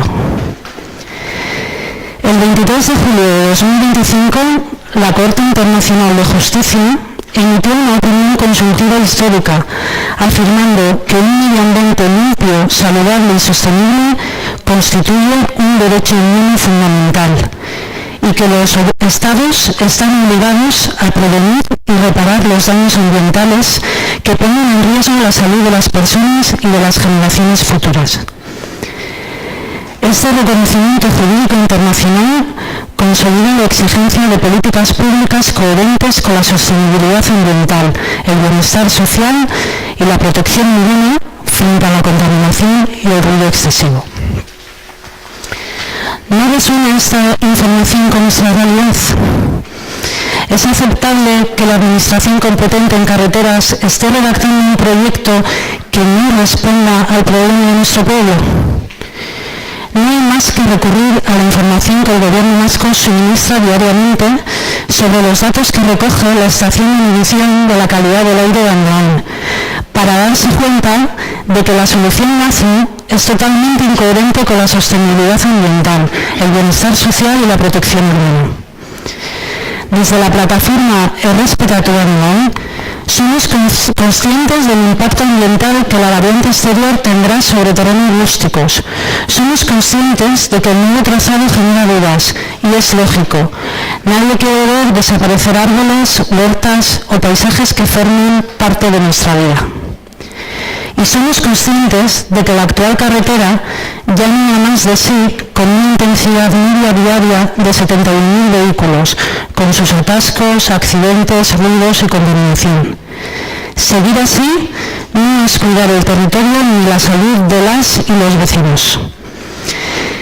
Errespetatu Andoain plataforma defiende el trazado de la variante exterior porque la movilidad será más segura y eficiente, porque supone seguridad vial, porque supone la recuperación de las riberas del río Oria, integrándolas en el desarrollo urbano, creando nuevos paseos peatonales, parques, zonas de recreo y carriles bici. Porque mejora la conexión entre distintos barrios, porque dará una oportunidad de desarrollo a lo ancho, porque ayudará a disminuir el actual tráfico por las calles céntricas del municipio y porque mejorará la salud de todos y todas. Pero también pedimos que la nueva variante exterior incorpore medidas correctoras en el barrio de Soravilla para la mitigación y compensación en su recorrido, tales como medidas para prevenir y reducir el ruido en zonas residenciales y mejoras para las conexiones peatonales con el resto del municipio. También pedimos que la nueva variante exterior incorpore medidas correctoras en los hábitats afectados, tales como creación de pasos de fauna, reforestaciones equivalentes o superiores en los alrededores, indemnizaciones y permutas de terrenos satisfactorias para los afectados. El objetivo de la plataforma no es promover el desarrollo a cualquier precio, sino impulsar una solución equilibrada que conjugue variante y sostenibilidad. Para la plataforma, defender la variante no es renunciar a la naturaleza, sino que es apostar por un trayecto seguro, que mejore la conexión de los barrios del municipio, con más zonas de esparcimiento y que suponga menos afecciones a la salud. Es decir, un futuro mejor para todas y todos. El compromiso debería estar claro, que se haga bien para todo el pueblo. Es decir, es cierto que el estudio de impacto ambiental de la variante exterior necesita una revisión, pero hay que reconocer que el trazado sigue siendo estratégico y puede desarrollarse con medidas correctoras y de mitigación. Porque en toda gran obra pública hay impactos inevitables, pero todo es mejorable. Lo importante es minimizarlos y compensarlos. Debemos pensar con altura de miras en lo que nos une, porque nuestro territorio, salud y paisaje merece que lo pensemos y decidamos juntos. Merece la pena poner sobre la mesa el dinero público necesario, pensando siempre en economía social, para que Andoain no sufra más de lo que ya está soportando. Por ello, tras el proceso de socialización y recogida de opiniones promovido por el Ayuntamiento de Andoain, solicitamos que se respete el resultado de la recogida de opiniones y que se vote y apruebe individualmente cada punto de la siguiente moción. 1. Rechazar el proyecto presentado en marzo de 2025 por la Diputación como solución de la conexión entre las redes de la Nacional 1 y la A15 en su paso por Andoain, conocido como el proyecto Lazo, porque 1. No responde a los problemas de contaminación acústica y atmosférica, perpetuándolos y agravándolos, afectando a la salud pública de la población de Andoain. Y 2. El proyecto Lazo, presentado en marzo de 2025, es una respuesta unilateral de la Diputación Foral de Guipúzcoa a un problema de tráfico y no es un proyecto integral que responda a las necesidades de Andoain, excluyendo la participación ciudadana en el proceso. 2. Exigir a la Diputación Foral de Guipúzcoa la paralización del proyecto Lazo y solicitar al Departamento de Infraestructuras de la Diputación Foral de Guipúzcoa que dé inicio a los trámites de redacción del proyecto exterior, incluyendo en el proyecto de redacción medidas correctoras que mitiguen los impactos ambientales no deseados en Andoain. 3. Ratificarse en la solución variante exterior, recogida en el Plan General de Ordenación Urbana Municipal del año 2011 y en el Plan Territorial Sectorial de Donostialdea 2016, adaptando el proyecto a las normativas vigentes que demuestren su ejecutabilidad, así como incorporando medidas correctoras que resuelven mejor los aspectos medioambientales y de sostenibilidad aplicables desde Soravilla de Azcarra. 4. Solicitar a los junteros de la Diputación Foral de Guipúzcoa que inicien de inmediato las gestiones pertinentes ante el Gobierno de España a fin de comprometer la financiación europea destinada a la redacción del proyecto de la variante exterior, haciendo hincapié en que el tramo de conexión de la Nacional 1 con la A15 a su paso por Andoain corresponde a un tramo estratégico en la red de carreteras de Europa, y recordando que el proyecto vigente ha de ser adaptado a las normativas vigentes, teniendo que incorporar las medidas correctoras que resuelvan mejor los aspectos medioambientales y de sostenibilidad que afectan a Andoain. 5. En caso de respuesta negativa de la Diputación Foral de Guipúzcoa, solicitar un estudio jurídico de los actos administrativos y judiciales y utilizar las conclusiones en defensa de los graves problemas de contaminación que sufre Andoain, sustituyendo la solución Lazo por un diseño óptimo derivado de la minimización de impactos para el caso de la variante. Amaitzeko, zinegitza jaun Andreek, mozioan garbi azaldu arren, amaiera honetan eskatu nahi dizugu entzuteko eta ondo pentsatzeko bertan esandakoak. Entzun gure errola mesedez, eta ez tontotzat hartu horria. Utzi alde batera alderdikeriak. Erabiltzen dituzuen hitzak arduraz eta duintasunez erabili bideak, eta soluzioak eraikitzeko eta ez zuak pizteko. Herri bezala gure etorkizuna jorratu nahi dugu, eta Lazoak ez digu utziko hori egiten.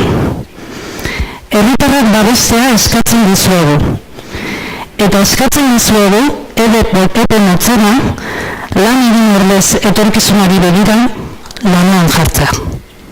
Eskerrik asko.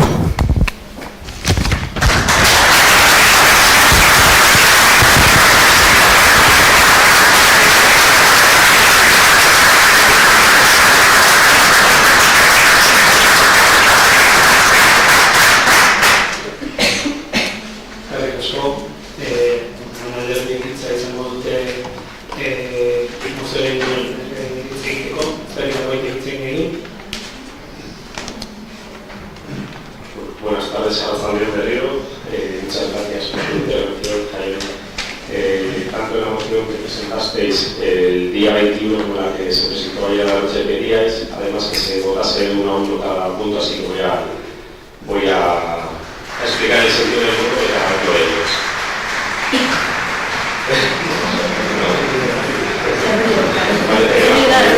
Queda completado. Respecto al punto 1, las y los socialistas tenemos claro que Andoain necesita más que un simple apoyo. Se requiere una solución integral, completa y garantista que permita la participación ciudadana a través de la presentación de alegaciones, que mitigue al máximo las afecciones del tráfico sobre la ciudadanía y que conjuntamente y en colaboración con el Ayuntamiento, bajo el liderazgo de la Alcaldía, aborde el problema de tráfico sin comprometer la calidad de vida, la salud, el medio ambiente y el futuro de nuestro municipio. Por lo tanto, al punto 1 votaremos afirmativamente. Respecto al resto de puntos, en las alegaciones que presentó el Ayuntamiento en septiembre de 2022 al proyecto C2, socialista lideraba la alcaldía y el departamento de urbanismo, el ayuntamiento ya solicitó a la Diputación Foral de Guipúzcoa que considerase retomar el estudio de evaluación variante actualizada. Septiembre de 2022. Hoy estamos al 30 de octubre de 2025. Han pasado más de 3 años en los que el Departamento de Infraestructuras ha seguido su camino, mientras que el Ayuntamiento de Andoain ha seguido el suyo. Este mismo martes, a través de prensa, porque es a través de la prensa, por donde nos estamos enterando de las intenciones del equipo de gobierno, hemos sido conocedores que el alcalde ha solicitado una reunión con el diputado foral para trasladarle, por un lado, los resultados del proceso participativo y, por otro, para hablar de los siguientes pasos a dar. Pasos que, como alcalde de este municipio, le corresponde dar, pero que desconocemos cuáles son y de los que esperamos nos dé la correspondiente cuenta. Por ello, en este punto nos abstendremos.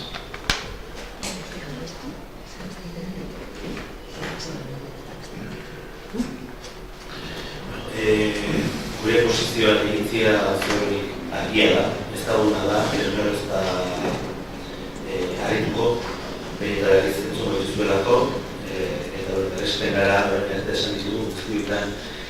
Bai, usatuko litzizkigu gara, 3 galdean, planteatzea alkateari. Perspektibura batean, oban edo argitzeko, dienako oso, guretzeko argiarek, osketari begira, bai. Ondo gaitzezu alkate, disfrutaniko eskizut. Elena, es cierto que el 1 de julio de 2025 el alcalde de Andoain celebró una reunión con el diputado foral de Infraestructuras, reunión en la que se le presentaron los diferentes avances y actuaciones que trascendían el proyecto inicial de Lazo y presentaban sus posibles soluciones para otros puntos del municipio como Mimendi, Txistoki, Calonge, Carranas, Ayurralde o Sabilla. Euskaraz esan da, egia da Andoaingo alkateak 2025ko uztailak batean Gipuzkoako azpiegitura foru diputatuekin bilera bat izan zuen. Bileratan aldundiak hasierako Lazoaz gain herriko puntu ezberdinetan lantzen ari ziren hobekuntza proiektuen berri eman ziola. Banak erantzun guztizut egia da. Hau da, aldundia bildu ginen gainean, eta aipatu zizkidan nolabait esan Lazoaren proiektu horrek edo izan zitzazken hobekuntzak edo hobekuntza posible. Eta erantzune izan zen. Badaukagu bideo horri bat, badaukagu gizarteratze prozesu eta iritzi bilketa bat martxan, eta horri bukatu arte Andoain udarak ez du erantzunik dugu. Bigarren galdera.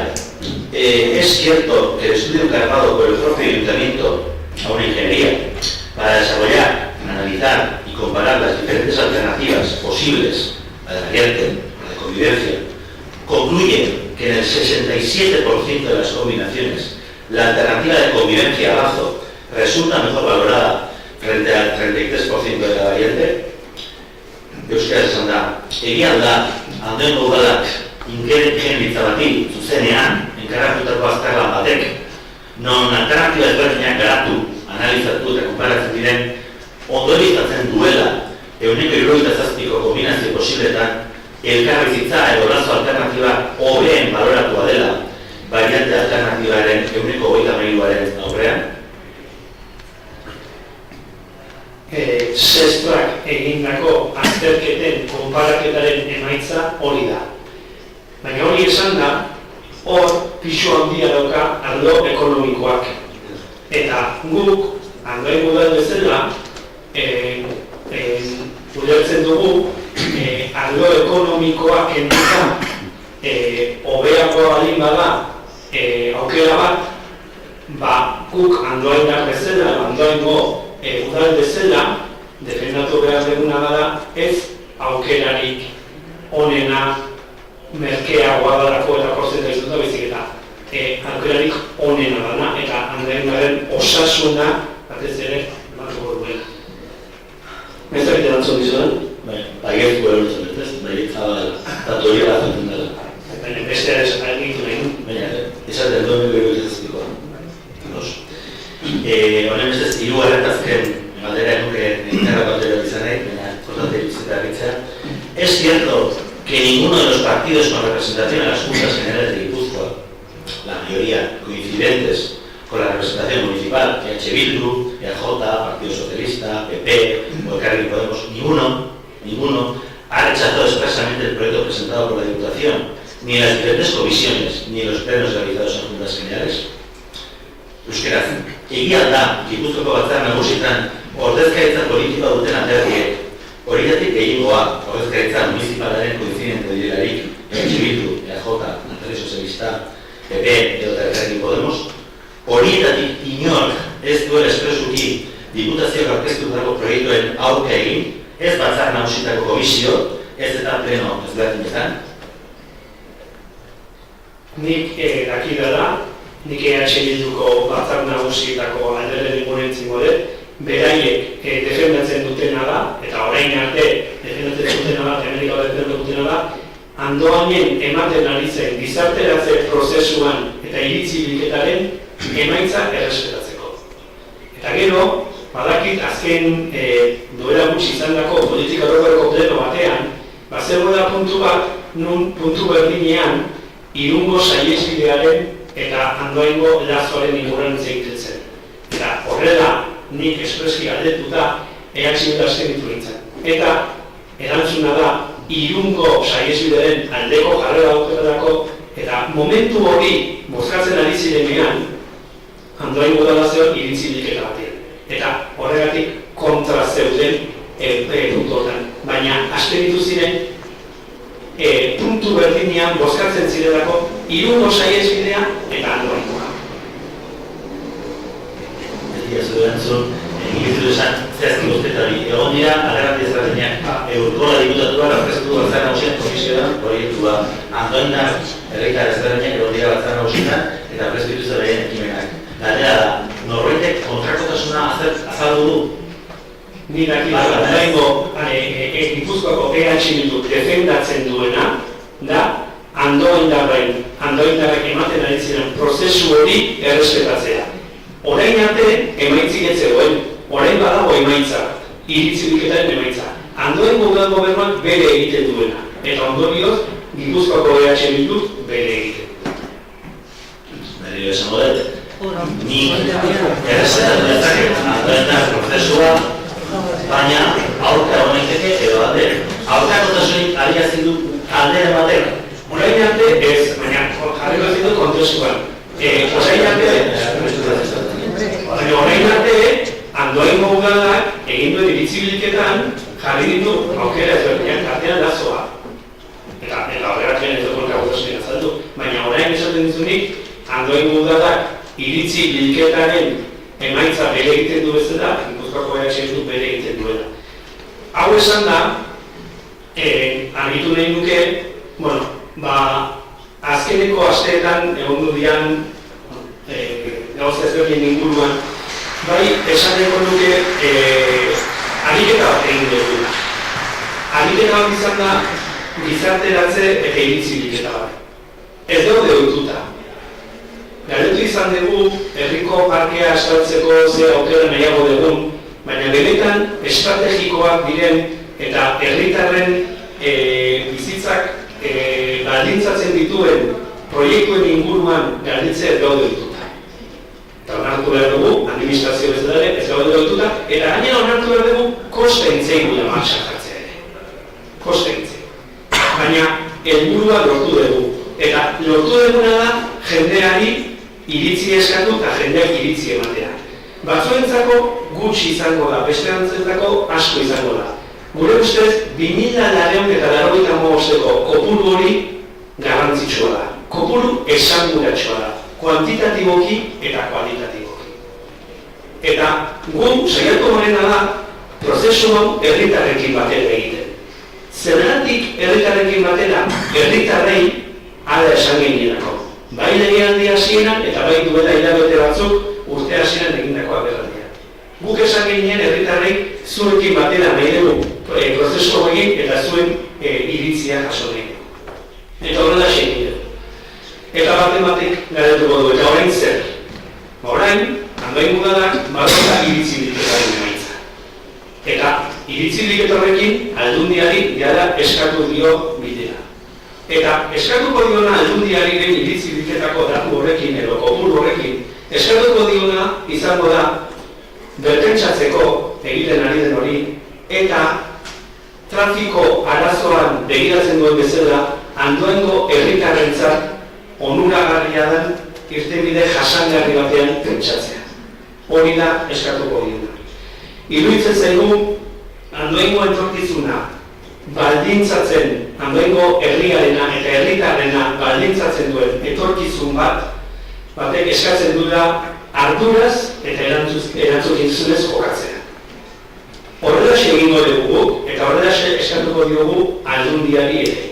Guk, norabide horretan, Andoaingo behar bezala, eskua luzatuta eta jarrera eraikitzaile izango dugu Foru Aldundiarekin. Baina eskatzen duguna da, arduraz eta erantzunez jokatzea. Eta mozioari erantzunez, guk esango duguna da, puntuz puntu bozkatuko da, eta puntu guztietan baiezkoa da.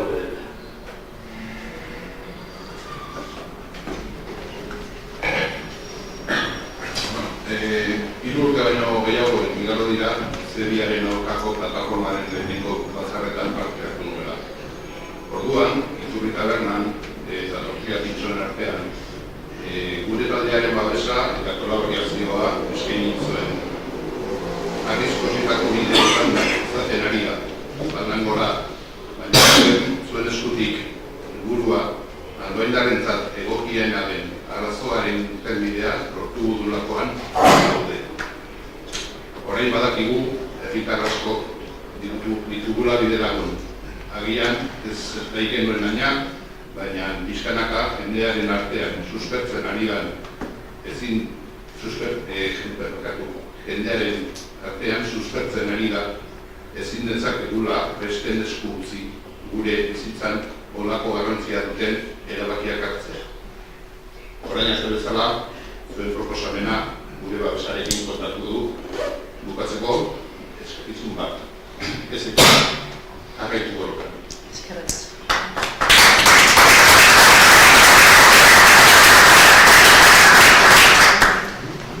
Ez dakit norbaitek nahi honen inguruan zerbait gehiago esan duen, o bestela. Bueno, como se trata un poco de romper, ¿se me oye bien? De romper y que la gente pueda participar, y como suelo ser muy optimista, espero que después de oírnos pues alguien pueda cambiar también su voto.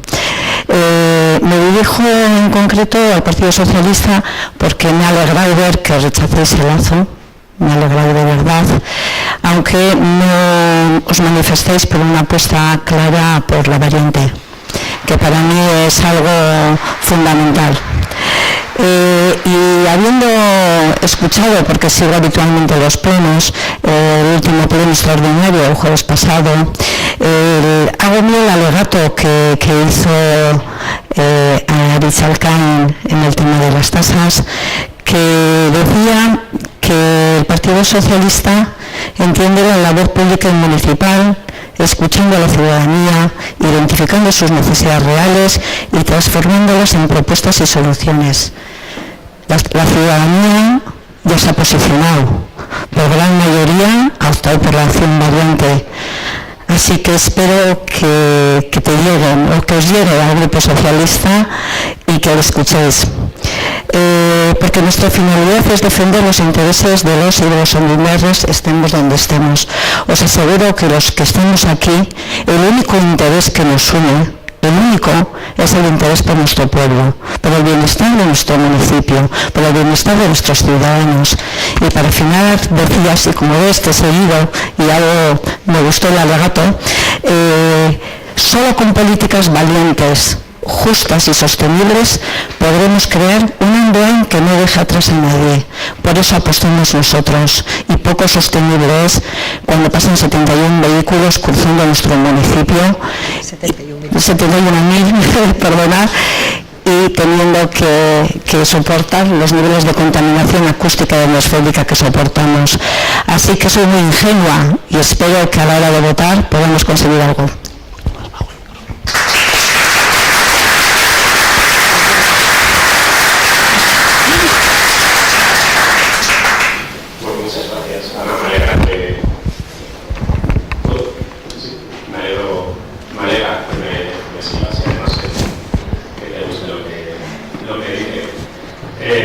Nuestro posicionamiento relato no hemos utilizado, nunca lo hemos dicho y recientemente la nota de prensa que nosotros enviamos a vosotros como plataforma, que la plataforma nos envía también previamente, así lo dijimos, así lo hemos dicho también en los diferentes foros, porque hemos participado en todos a los que se nos ha convocado, tanto a la mesa de la G2, que parece ser, no sabemos si el señor alcalde ha decidido que ya no se celebre, no sé si la celebramos después, la cosa es que desde julio se ha cambiado el proceso de organización y han ocurrido diferentes hechos que han sido muy importantes, como buenamente él ha dicho, pues no se nos ha convocado ni se nos ha dado opción ni a participar, ni se nos ha dado opción a recibir por parte del alcalde y como concejales que somos, ni siquiera de los datos ni de participación ni de los resultados. Nos hemos enterado por prensa, como se ha podido enterar cualquier ciudadano. Entonces sí, políticas valientes sí, pero cuando nos dejan también y cuando tenemos opción de poder colaborar y de poder estar, estos se lo han tomado ellos como algo suyo, así lo dijo él en una mesa de expertos a las cuales hemos acudido a todas. No se nos puede decir que no hayamos acudido, hemos estado pendientes, pero lo vuelvo a decir, nosotros no podemos estar, no podemos participar donde ni se nos llama, incluso podría llegar a decir que se nos ha excluido. Nik argitzeko ez da mozioa zuena da, eta ez dena izu, baina argitzeko eta hemen badaude mailan egon den orozkari ezberdinak, zuek izan dezue aukera, bai izdariak gonbidatzeko, proposatzeko, gaia proposatzeko, eta zuen ekarpena izan da zer. Eta gainera, saiatu zeate prozesua bera gutxi eske. Orduan, horren aurrean, izan dugun jarrera izan da, herritarrekin batera, hasi dugun prozesu herritarrekin batera amaitzea eta herritarrekin batera egitea. Hontxe agitu egun, eta badaude mailan egon diantzak egiaztatu bezakitenak, zuek ez dezuela ez izdarien eta ez gari inguruan eta egin gokartenik. Hala guztiz ere, zuen mozioa da, eta nera detenitzaten necesito. Bueno, este es el claro ejemplo de lo que estaba hablando. Precisamente si algo ha hecho el Partido Socialista ha sido ser proactivo. Le recuerdo que en el pleno de diciembre, aquí, a falta de propuestas que usted ha dicho cero, nuestra primera propuesta aquí en el pleno de nuevos y preguntas fue que se socializase lo que estaba haciendo este ayuntamiento ante el silencio del señor alcalde. Le recuerdo una de las propuestas, la siguiente propuesta que tuvimos en esta mesa, y la recordarán todos, fue que la principal mesa de expertos que se tenía que celebrar fuese Sestra y que explicase Sestra lo que habíamos estado haciendo y lo que se había estado trabajando, y se celebró, por lo tanto, ninguna. Cuando ustedes nos presentaron aquí en secreto las aportaciones, la documentación que ustedes iban a sacar, le dijimos si había posibilidad de hacer alguna aportación, iba a ser incluir el código QR para que cualquier ciudadano pudiese acceder, y nos dijeron que ya estaba cerrado y que eso era tema vuestro. Es más, aquí diariamente se nos convocan a ruedas de prensa, a convocatorias. Le digo cuántas se nos ha convocado el equipo de gobierno. Le voy a repetir el mismo número que usted me ha dicho. A cero. Por lo tanto, no entenderán las elecciones y menos al Partido Socialista. Ez dugu duzatuko den guztiok ezagutzekea, guztiok daukagu gure ibilbidea eta zer duzatuko. Bai, Aritz, entzute zait?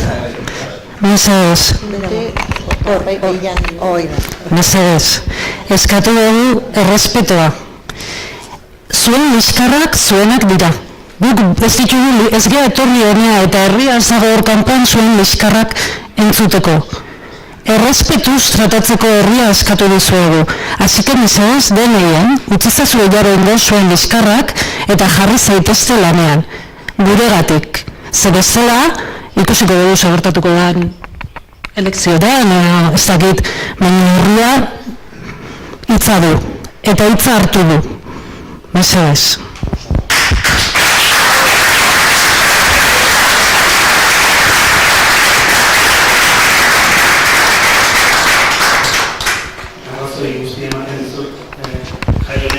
Eskerrik asko. Beste bat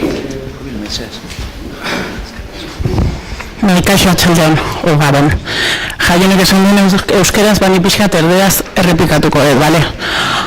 Dejar de hacer política con el problema del pueblo, de la gente, ¿vale? Súper claro. Pocas respuestas claras a lo que ha leído Jaione. Os habéis dedicado a echaros los unos a los otros piedras. Una pregunta que sí me gustaría hacer, en este caso a JPNV y Manol. ¿Vaya a la EZ, sí o no? ¿Tú de verdad crees que el Lazo es el mejor proyecto para Andoain?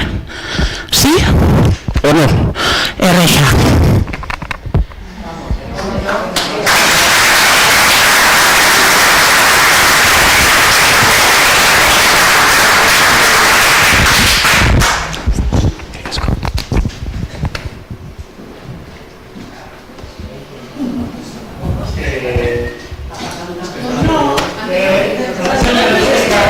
Es que esan dut ez dudala ezer gehiago esango eta esango dut, voy a decir.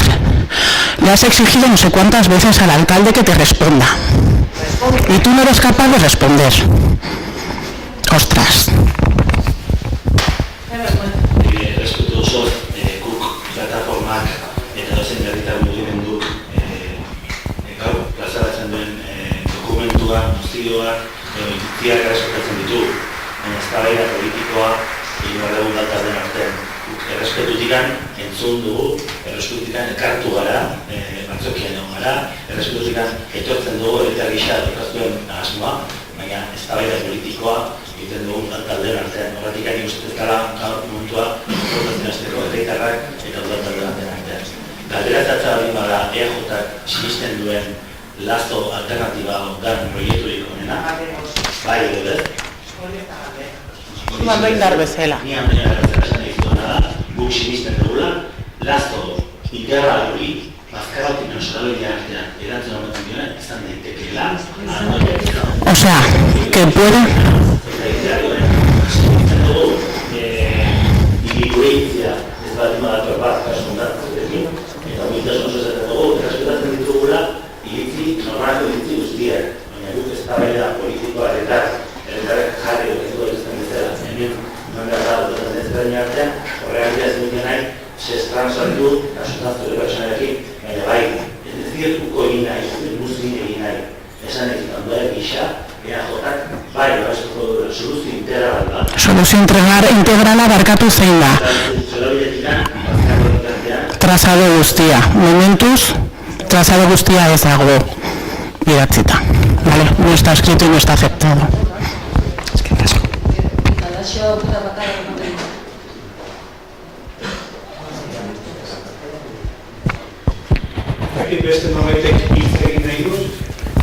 Baina ez nik ez medikan, baina nik PSko ordezkariari galdera. Galdera da, nik usteet gaur ez dela lehenengo entzuten dugula, PS ez dagoela Lazo honen. Aurreko legealdian ere oso garbi hitz egin zuten saioaren alde eta zerioaren kontra, Lazoa berdina da, antzeko berdina da. Ikusi dugu herritarrek martxa ditu zutenean, ondela bilagun bata PSko ordezkariak martxan, eta garbi eta ez zuten izkutatu zenez ez zaiela Lazoa gustatzen, ez zaiela egoki iruditzen gure etorkizunerako. Hori ere galdera da. Hori dena jakin da. Diputazioa joan dezate alkateekin batera hau defendatzera, edo alkate bakarrik utziko duzu sesimen horren. Edo zuek ere handengo ordezkari bezala, handengo herriaren zati baten ordezkari bezala, apoiatuko duzu alkatea diputazioan algon.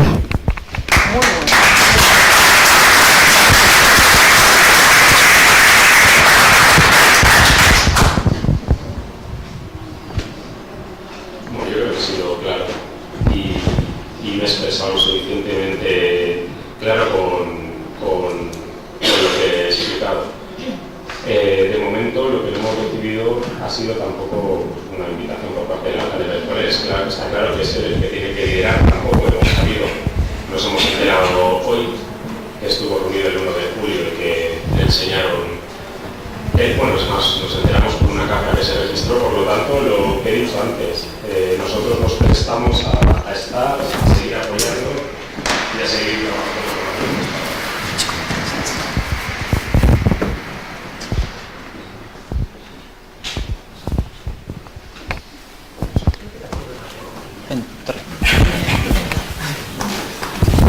Muy buenas, soy de la calle Mimendi. Quisiera saber si alguno de los concejales ha estado alguna vez en alguna casa de la calle Mimendi. ¿Sí? Ahora, yo el año pasado les invité. Es que yo invité a la... Quería para que veían el tráfico que tenemos y la contaminación. Nadie. Y no han hecho absolutamente nada. Hace 2 años, en Bastero, invité a la alcaldesa a que viniera a mi casa a tomarse un café y se diera el gusto de ver el ruido que tenemos. Les invito a cada uno de ustedes a que se pasen por mi casa y vean lo que estamos sufriendo. No es broma, o sea, no es broma. Llevo 2 años con inhaladores, cosa que jamás había tenido problemas. Pásense ustedes por la calle Mimendi y ahí es donde verán realmente lo que se cuece, porque el resto va para el pueblo, pero ahí está el kit de la cuestión. Así que, por favor, el que quiera, que venga a mi casa y lo observe. Gracias.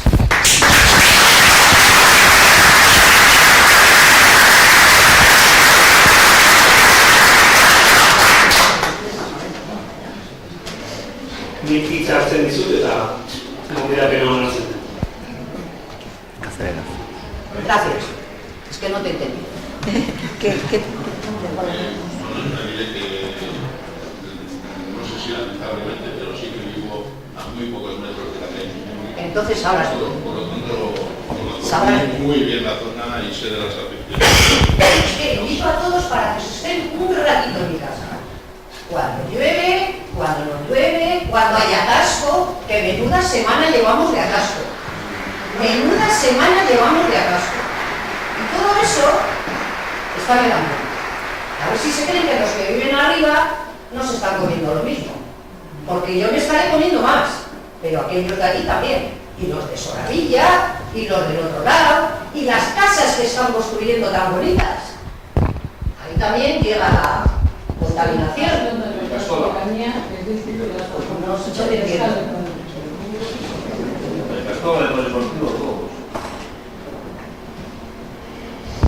No se entiende. Los niños, ahí es donde hay que realmente darse cuenta, los que sois padres y tenéis hijos. Sé que tienes hijos, porque te he visto por la calle. ¿No te preocupa lo que se están trabajando tus hijos? ¿No les preocupa a los demás concejales? ¿No tienen gente mayor en sus casas que también se lo están trabajando y es peor? Esa es la gran preocupación, la salud. Luego hay otra cosa, están arreglando el puente. Quisiera saber cuándo van a finalizar, porque empezaron en agosto y van por etapitas. Quisiera saber cuándo van a terminar, porque si Diputación ni tan siquiera es capaz de arreglar un puente, ¿cómo se va a meter a soltar todo ese montón de dinero que en aquel entonces metieron en un cajón? El proyecto, porque el dinero hasta ahí se lo debieron de embolsar todos. Me gustaría saber.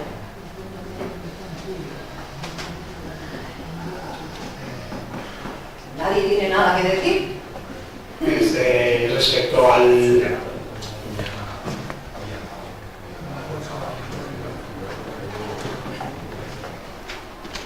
Me dicen que se prevé que esto esté finalizado para finales de año. Para finales de año. Hay 2 obreros, 2, los que están trabajando, 2. No hay más plantilla para terminarlo antes. Luego hay otra cosa. Han puesto escaleras nuevas. Me gustaría saber si las van a cementar para que luego cuando lleguen las heladas, al echar sal, todo aquello vuelva y se pudra. Me gustaría saber si lo van a hacer bien o lo van a seguir haciendo mal. Porque si empezamos por ahí, de lo demás ya ni hablamos. Si te parece, esa hora está ejecutando la Diputación, recabaremos toda la información que ha solicitado y mañana mismo nos pondremos en contacto con usted para darle toda la información. Perfecto. Gracias. Zaki gai honen inguruan besterik, beste da gaia bozketan jarriko genuke.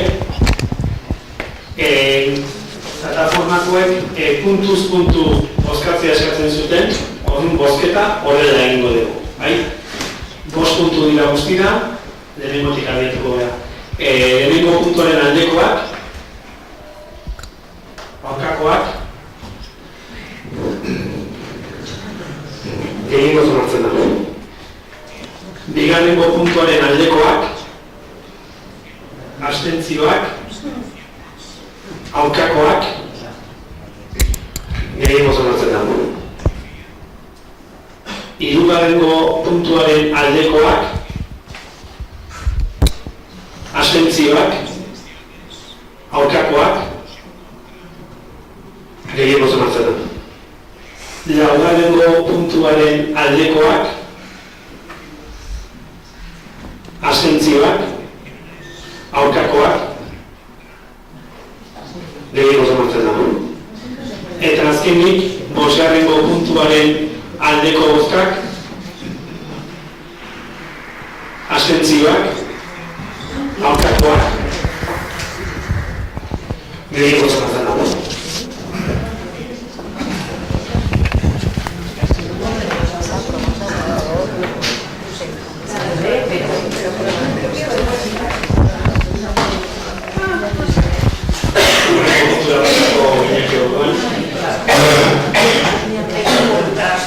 Amaikabaren puntua, PSE udaletara kontestuak promozioa komunitate energetikoari buruzkoa. Eso ere, horretan egin zuzenketa bat aurkeztu duela, erabateko zuzenketa edo enmienda a la totalidad. Asizu, bai. Moción del Grupo Municipal Socialista, Partido Socialista Euskadiko Esquerra de Andoain para la reactivación y fortalecimiento de la comunidad energética ciudadana TEC Andoain y de las políticas municipales de transición energética. Cuando el Partido Socialista Andoain ejercía responsabilidades de gobierno municipal, impulsó la creación de la comunidad energética ciudadana TEC Andoain para la generación de energía sostenible kilómetro cero mediante placas fotovoltaicas instaladas en las cubiertas del Polideportivo Ayurralde y de Ondarreta Herri Eskola, ambos edificios municipales. Con este proyecto de autoconsumo colectivo pionero en el municipio, Andoain se situó a la vanguardia de la transición energética local, mostrando con hechos que el Partido Socialista cree firmemente en la transición energética verde y en la democratización de la energía como herramienta para el ahorro económico de las familias y del pequeño comercio y hostelería de Andoain, la sostenibilidad ambiental y la participación ciudadana. Sin embargo, tras el cambio de gobierno a H. Bildu, la iniciativa no ha tenido continuidad más allá del proyecto originalmente impulsado. No se han identificado nuevas cubiertas, ni se han desarrollado acciones de formación o sensibilización ciudadana orientadas a ampliar los beneficios del autoconsumo colectivo. Asimismo, no se han solicitado las ayudas que anualmente ofrece el Departamento de Sostenibilidad de la Diputación Foral de Guipúzcoa para incorporar sistemas de almacenamiento con baterías que aumenten la eficiencia del autoconsumo, implantar puntos de recarga para vehículos eléctricos y desarrollar nuevas líneas de acción en transición energética municipal. La falta de iniciativas del actual gobierno municipal como la Comunidad Energética Ciudadana TEC Andoain supone una pérdida de oportunidades para la ciudadanía de Andoain, que ve limitado su acceso a un modelo energético más justo, participativo y sostenible, y que supone un alivio económico para las economías domésticas de nuestras vecinas y vecinos y las de los pequeños comercios y hostelería de Andoain.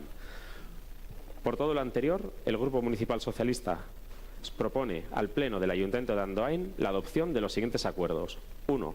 El Ayuntamiento de Andoain se compromete a reactivar con carácter urgente la comunidad energética ciudadana impulsada en la pasada legislatura, así como a realizar los estudios técnicos necesarios para evaluar la ampliación del número de cubiertas de edificios municipales disponibles para nuevos proyectos de autoconsumo colectivo. 2. El Ayuntamiento de Andoain se compromete a poner en marcha campañas de formación y sensibilización ciudadana en materia de comunidades energéticas y autoconsumo colectivo, con el fin de concienciar, aumentar y potenciar la participación vecinal y fomentar el autoconsumo y el uso de tecnología sostenible. 3. El Ayuntamiento de Andoain se compromete a informar, impulsar y fomentar entre el pequeño comercio y los establecimientos de hostelería del municipio la participación en la comunidad energética TEC Andoain para que puedan consumir energía renovable y reduzcan los costes en la factura eléctrica, mejorando de esta manera la competitividad del sector y avanzando hacia un modelo energético más justo, local y sostenible. El Ayuntamiento se compromete a solicitar las ayudas anuales del Departamento de Sostenibilidad de la Diputación Foral de Guipúzcoa destinadas a la incorporación de sistemas de almacenamiento con baterías, así como a proyectos de movilidad eléctrica, instalación de más puntos de recarga para vehículos eléctricos, para que el desarrollo de esos proyectos sean más beneficiosos para la ciudadanía de Andoain.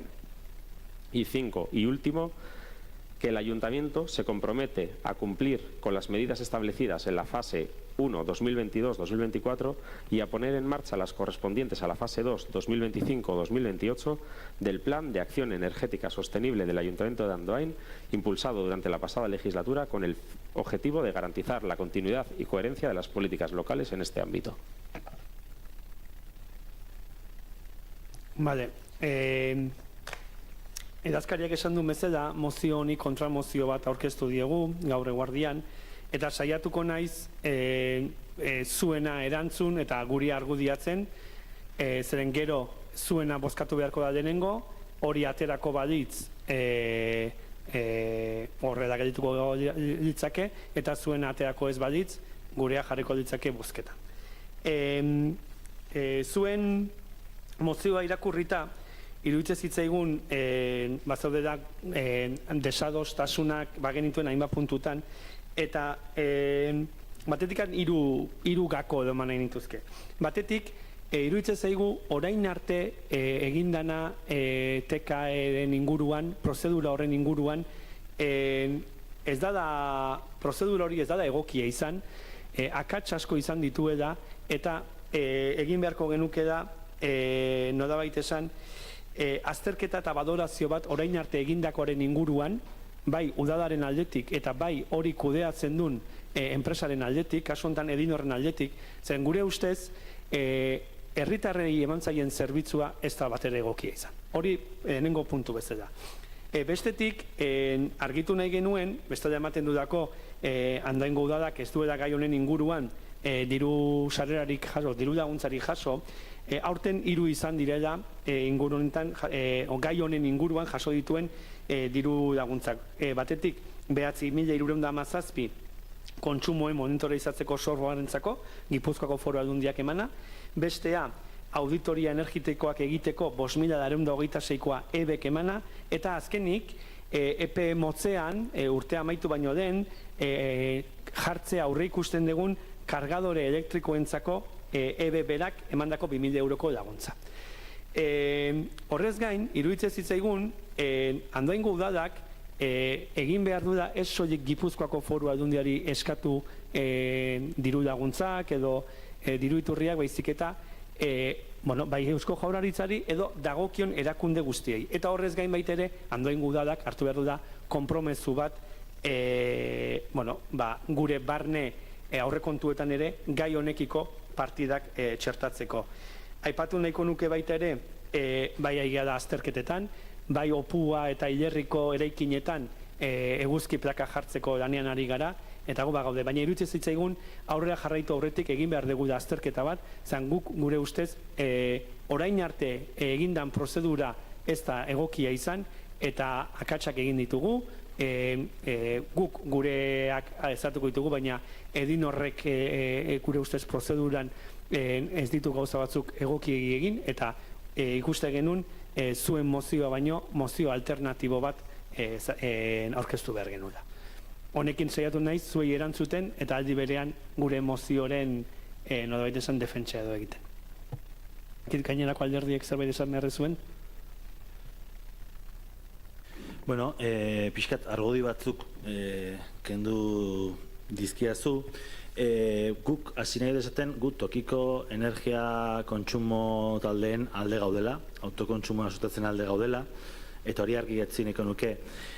Bai ditugu zalantzak mozioa nola planteatu dan. Etzaigu haritz iruditzen oso irakurketa irekia o integratzaile egin danik. Alderantziz, iruditzen zaigu kasu honetan oso murriztaia izan dela, edo incluso personalista esango nuke, claro, laugarren puntuan esaten du solicitar las ayudas anuales al Departamento de Sostenibilidad de la Diputación Foral de Guipúzcoa. solo al de Gipuzkoa y a ese departamento y tal, bitxia iruditzen zaigu, ze, karo, besteak beste, osasunan lorra zitziten bari madugu, osakidea zitziten dugu, enpresa zitziten bari madugu, esperi zitziten dugu, eta kasu honetan energia zitziten ari gera, eta adibidez, EBE, Energian Euskal Erakundea, ez da saldu ere egiten, mentzionatu ere egiten ez, orduan zerretikan soilik Diputación Foral de Gipuzkoa, eta ez beste gainera guztiak, esaten dugu, estatuko gobernua, EBE, Eusko Jaurlaritza, MOBES, Europako laguntzak, osea, bai hor, eginda ariketa bat, badirudi, nola batxe, balioan jartzeko, kasualmente alderdi sozialistak udatzen duen departamentu batek egiten duen lana, guri ez dugu ez baian jartzen, eta interesgarri iruditzen zaizkigu programa horiek mantentzea, sustatzea, indartzea, baina bai, pixkat lekuzkanpo edo tokizkanpo ikusten dugu zerretikan omititzen diran, ez? Osea, kasi falta dana, harrigarri egite zaigu, ez soilik jarrita dagoena. Eta bestalde baita ere, badirudi, eskatzen dela el plan de acción de energía, tal cual pedimos, instamos, da la sensación berri hori alderdi sozialista dela eskatzen zerbait extraordinaria, baina gugatu nahi dugu 2024ean onartu geloa parlamentuan lege bat, la ley de transición energética y cambio climático. Lege horrek besteak beste izan zuela konsensu zabal bat, Eusko Alderdi Jeltzalea, EH Bildu eta alderdi sozialista bertan egon zialerik. Eta lege horrek dagoeneko ja jasotzen dituela 5.000 biztanlez gorako herriek behar dituztela klima eta energia planak, ekintza planak, eta beraz, lege zaraututa dauden bete beharrak hemen jartzen dira, ez dakit, badirudi, interesatzen zaigula gehiago bandera egitea zein dan hemen jasangarriena, konsensuak bilatzea baino ez.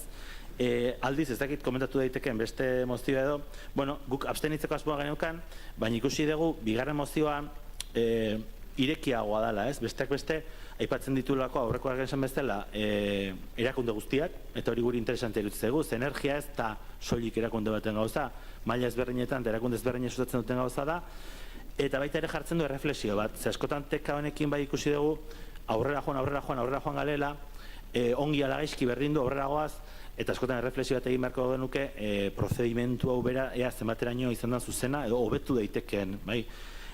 Aldiz, diru laguntzaena interesgarri iruditzen zaigu ez soilik bestei eskatzea. Askotan pleno honetan eskatzen ditugu, sí, que el gobierno me dé, la diputación que me dé, Europa que me dé. Bueno, nik uste jartzen dela ñabardura bat, non konpromezu bat hartzen dugu udalak, bere aurre kontuentan izatea partida bat. Eta hori guri PNV askotan entzun diguzu eta berez interesgarria iruditzen zaigu udalak beak ere eredu izatea. Honen bestez, ingo genukena da, bigarren mozio testu horren alde ingo genuke eta lehenbizikoa ukatu kontra.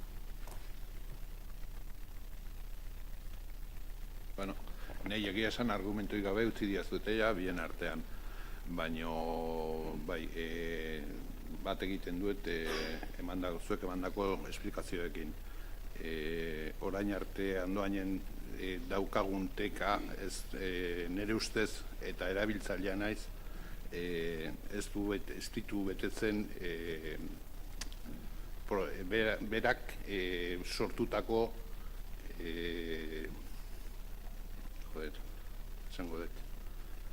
no cumple las expectativas, no cumple las expectativas que ella misma generó. Por ese motivo y porque me parece mucho más completa la moción del equipo de gobierno, la vamos a apoyar. Bueno, voy a empezar por Pepe. Obviamente no cumple las expectativas porque no se ha hecho lo que se tenía que hacer y porque durante 3 meses se tuvo la TEC parada. Que se lo pregunten a los vecinos de Zumárraga, que pueden disfrutar de cargadores de vehículos eléctricos, incluso de un vehículo de car sharing, y a los pequeños y grandes comercios. Otra cosa es que si aquí no se ha hecho lo que se tenía que hacer, entre otras cosas se podía haber cambiado Edinor. Estáis en vuestro derecho, es una comunidad. Bueno, te quiero decir que si no cumple las expectativas es porque lleva todo este tiempo sin haber hecho ningún avance. Y te vuelvo a repetir, pregunta a los usuarios de las comunidades de Zumárraga a ver si están contentos o no están contentos o si se han cumplido las expectativas. Pero es que es cuestión de creer o no en la comunidad energética. Y aquí ya sabemos que hubo un problema de que no se creía en ella y durante más de 3 meses se tuvo paralizada por EH Bildu. Con respecto a EAJ-PNV, que ponemos en valor, Sí, porque estamos muy orgullosos de las comunidades energéticas y del resultado que están dando las comunidades energéticas que están siendo bien gestionadas. Estamos muy orgullosos y creo además que cuando uno está orgulloso de ello, pues tiene que ponerlo en valor independientemente de que lo pongamos nosotros o lo hagan otras personas. Y también deciros, bueno, tanto a EJ como a EH Bildu, que no habéis entendido la moción, pese a que en el título creo o intenté dejarlo claro y la voy a leer. Moción del Grupo Municipal Socialista de Andoain para la reactivación y fortalecimiento de la comunidad energética ciudadana TEC de Andoain y de las políticas municipales de transición energética. Cuando hablamos de que EH Bildu no ha pedido ni una sola subvención, ustedes nos han metido aquí la de monitorización, hombre, faltaría más que no las pidiesen, pero es que estamos hablando de las subvenciones para el fortalecimiento de la TEC y estamos hablando del 75% del gasto para la gestión, que a día de hoy, como no lo han pedido, estáis pagando el 100%. Si hubiesen pedido la subvención, pagaríais el 25%. Por eso igual no cumple las expectativas del concejal de Podemos. No habéis pedido las subvenciones para las baterías y que está consistiendo en que haya un mayor ahorro y, por lo tanto, el autoconsumo sea mayor. Igual porque el Ayuntamiento de Andoain no ha liderado la petición de esa subvención, no está cumpliendo las expectativas de la comunidad. Y por otro lado, cuando hablamos de cargadores de vehículos, no estamos hablando de los del EVE, que por supuesto somos unos defensores de que se pidan subvenciones, también de que se utilicen bien, que eso daría para otra moción, las subvenciones que se piden y se mal utilizan, en este ayuntamiento por lo menos. Lo que estamos hablando es de cargadores para los propios socios de la comunidad energética, no para los cargadores que están en la calle. Por lo tanto, creo que no se ha entendido bien nuestra moción. Bildu, pues bueno, ha vuelto a hacer lo de siempre, a escudar su falta de trabajo y su conocimiento, en este caso con la moción, en presentar una última hora, echar culpas a Edinor, pedir más dinero a todas las a la Diputación, al Gobierno vasco, al ente, pero si es que no es cuestión de pedir más dinero, si es cuestión de que pidáis subvenciones y que las gestionéis, que ha habido 2 convocatorias en 2 años de la Diputación Foral de Guipúzcoa, al menos, que el Ayuntamiento de Andoain las ha dejado pasar de largo. Y eso es una realidad. Por lo tanto, podéis poner todos los ejemplos de subvenciones, podéis haber metido, ya os digo, hasta las de cultura, si hubierais querido, pero es que no tiene que ver con fortalecer la comunidad energética.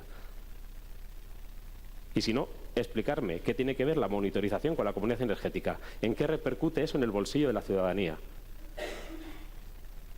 O sea, no tengo más que decir. Pues bueno, pues no sale adelante, saldrá la vuestra, pero nosotros seguiremos siendo unos defensores de que se siga potenciando la comunidad energética para que cumpla las expectativas, al menos las que tiene el señor concejal de Podemos.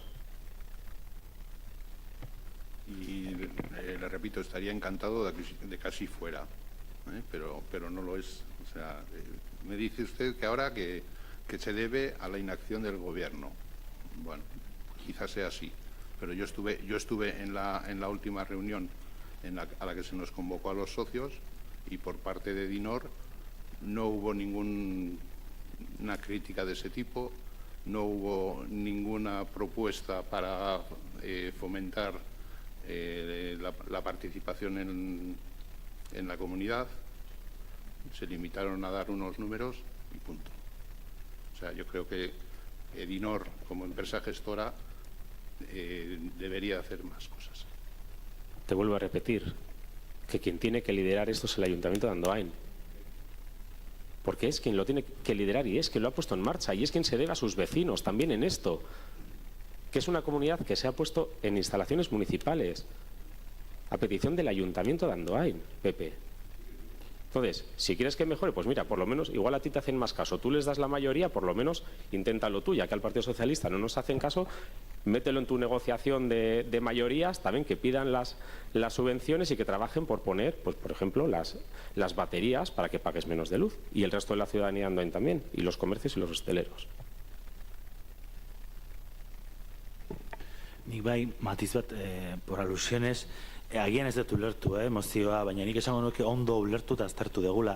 Adibidea jarriko izut, ze uste ez dela orduak eta ja nekatuta gaudela, baina edukitean ez sartu nahi, baina sartuko naiz pixkat ulertzeko daudela oso basikoek dian, oinarrizkoak dian, adibidez, lehenbiziko puntuan esaten da que se analicen la ampliación del número de cubiertas de edificios municipales disponibles. ¿Por qué? ¿Por qué solo los edificios municipales? ¿Por qué no nos abrimos a, por ejemplo, ver una parcela donde podemos instalar? Digo lo de la parcela porque hay un estudio previo realizado con otra empresa, otra comunidad energética tipo, que por ejemplo identificaba y hacía estudios de viabilidad para la implantación de un parque solar fotovoltaico y térmico, por ejemplo, en la Ayurraldeko ingurunea Mendiola bide hortan, por ejemplo.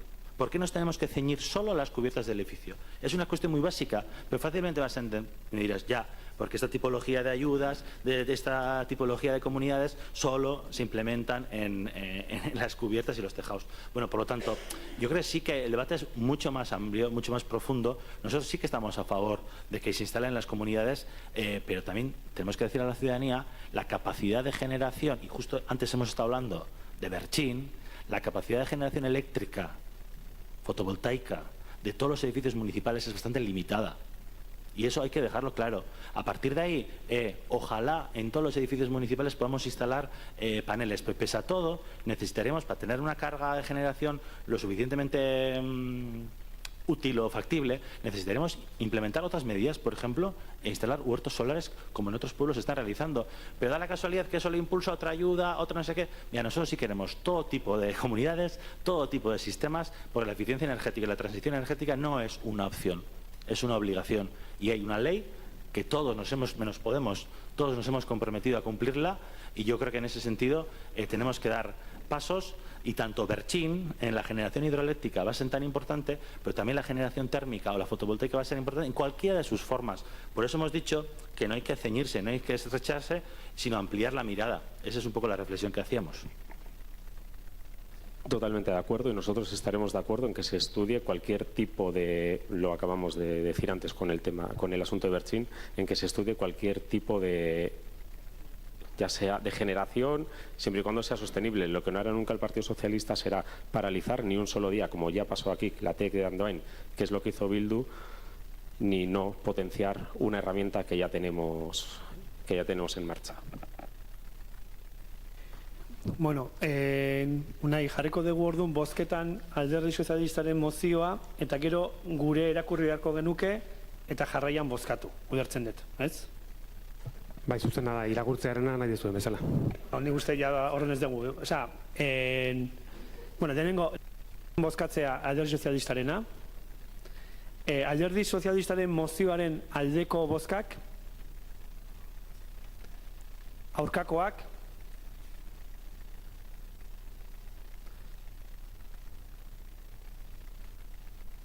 kontatu dezu nahi. Bai, ez da onartzen. Orduan, gure mozioa jarriko genuke bozketan, norbaitek eskatuko badit irakurriko nuke, baina ustet irakurtzeko aukerez. Vale. Andoainen energia eraginkortasuna areagotzeko mozioa. Andoain gudadak, TEK Andoainen sorreratik izandako ibilbidean, TEK Andoain kudeatzen duen enpresak dituen baliabideak egokiago erabili zitzakela uste dugu. Eta egokiago erabili ez izanaren ondorioak, herritarrak hilabetero ari dira pairatzen. Egoera bideratu izateko, orain arte egindako ibilbidearen azterketa eta balorazioa egin behar da. Andoain gudadak, energia berriztagarriekin duen konpromezua agerian geratzen da, besteak beste, opua eta hilerriko estalkietan eguzkiplaka jartzeko egiten ari den azterketarekin, eta urtea amaitu baino lehenago, herriko puntu ezberdinetan jarriko dituen autoelektrikoa kargatzeko puntuekin. Andoain gudadak, gainerako erakundeetan indarrean zeuden diru laguntza guztiak eskatu ditu eta honakoa lortu ditu. Kontsumoak monitorizatzeko softwarea, 9.317 eurokoa Gipuzkoako Foru Aldundiarena, auditora energetikoak egitekoa, 5.226,50 eta EBENDI lortutakoa, eta azkenik kargadore elektrikoak ezartzekoa, 2.071 sentimokoa, MOBES 3. programak sustatutakoa. Horregatik guztiagatik, EH Bilduko udaltaldeak hurrengoa eskatzen du. Bat, Andoain gudadak, teken sorreratik prozeduran eta lan egiteko orduan izan diren akatsak ez errepikatzeko, egindako bidearen azterketa eta balorazio bat egitea. 2. Energia eraginkortasuna areagotu, energia berriztagarrien sorkuntzan sakondu eta energia komunitatea indartzeko erakunde desberdinek eskaintzen dituzten baliabideak aprobetxatzea.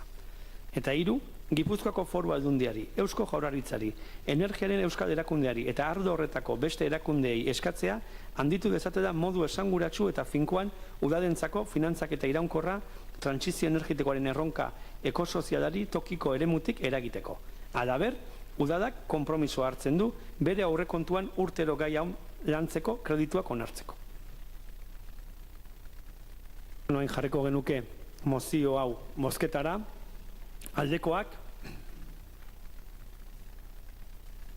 aurkakoak, gehiengoz onartzen da. Kontrol zatia, 12. puntua, ebazpenen berri ematea, zehazki 1391 zenbakidunetik 2674 zenbakidunera, eta tokiko gobernu batzarrak hartutako erabakien berri ematea, zehazki 24. aktatik 28. aktara.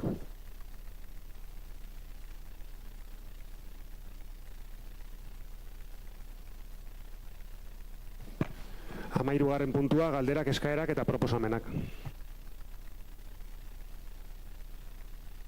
Bueno, ya sé que se nos hace tarde, pero el pleno es muy importante y entendemos que aunque se haga tarde y se esté cansado, tenemos que dar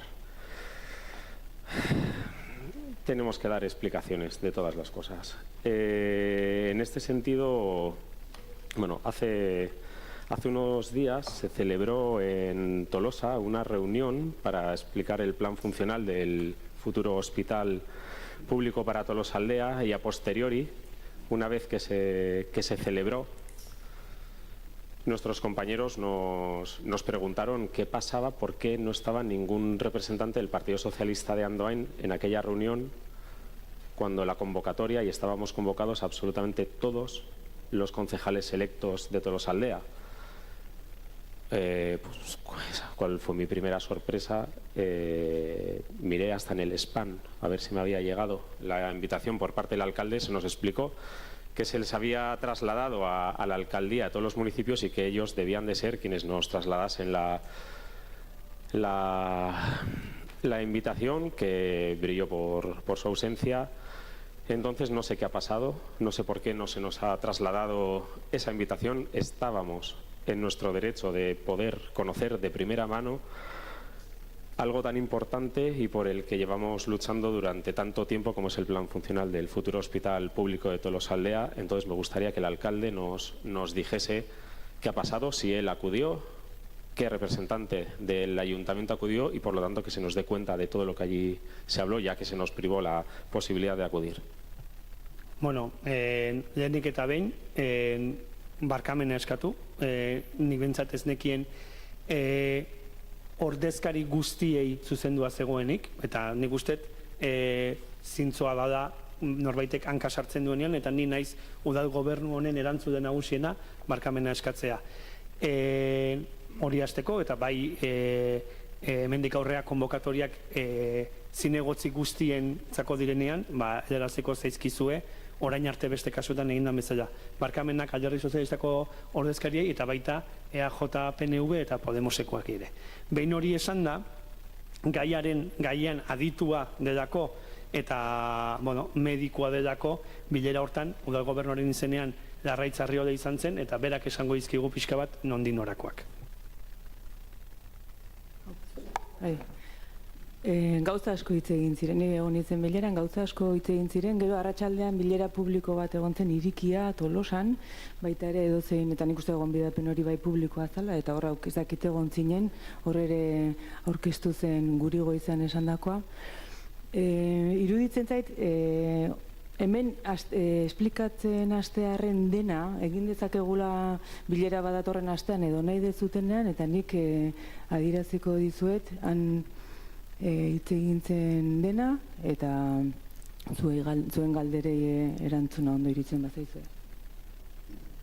Guk galdera berdina iteko asmo geneukan, ze Osasun Sailburuak zuzenean sinatzen duen kartan, argi eta gabi jartzen zuen, Tolosako ospitale publikoaren eremu eskualde funtzional guztiko udaletxeetako alkate eta udal ordezkari guztiak, talde guztitakoak gala nabarmentzen du gaina argi eta garbi, gonbidatuak geundela. Ez hori bakarrik zehazten du aforo kontuak bermatzeko gomendagarria litzakela udal talde bakoitzetik ordezkari bana joatea. Beraz, karo, guk alakotan ez dugu nahi gure izenean norbait joatea, gu nahi dugu gu joan. Osea, guk ez dugu nahi oan bilera bat hori kontatzea, gu nahi genuen zuzenean entzun udal hautetsi guztiei osakidetzak eta osakidetzako talde osoak aurkeztu zienean justu gure eskualde funtzionaleko plan integral operatibo berria, nahi genuen hor egon, gure galderak egiteko, gure azalpenak entzuteko eta gure eskubidea zelako udal hautetsi bezala. Eta hori, ez zen bete. Egia da egunean bezan, sailburuak intzula gero agerraldi bat, langileekin bilera ezberdinak, ekitaldi publiko bat atxaldean, baina guri hori bosta xola, udal hautetsi bezala ez ginen bertan egon. Eta eskualdeko bailarako beste herrietako gure ordezkariak adibidez izan ziren bezala. Beraz, trazabilidade hori nola egintzen galdetu genuen, eta efektibamente osakidetzak gonbidapen hori Tolosako alkatearengan jartzen du, Tolosako alkateak eskualdeko alkate guzti helarazten die gonbidapen hori, eta eskatzen die udal hautetsiei gonbidatzeko. Jo, gu gai haserre gaudela, ze ezin dena orain dela pare bat pleno, hemen, kriston alarrarekin osakidetza, lehentasuna, telefono hartzen digute, ez digute hartzen, bilera eskatu dugu, ez, osakidetza etorri da al máximo nivel. Etorri da zerbitzu burua, osakidetzako zuzendaria bera, zuzeneko arreta atentzioko zuzendaria, dauden ekipo, staff guztia esango dugu, etorri da gure etxera, azalpenak ematera, eta gu ez giganteatu.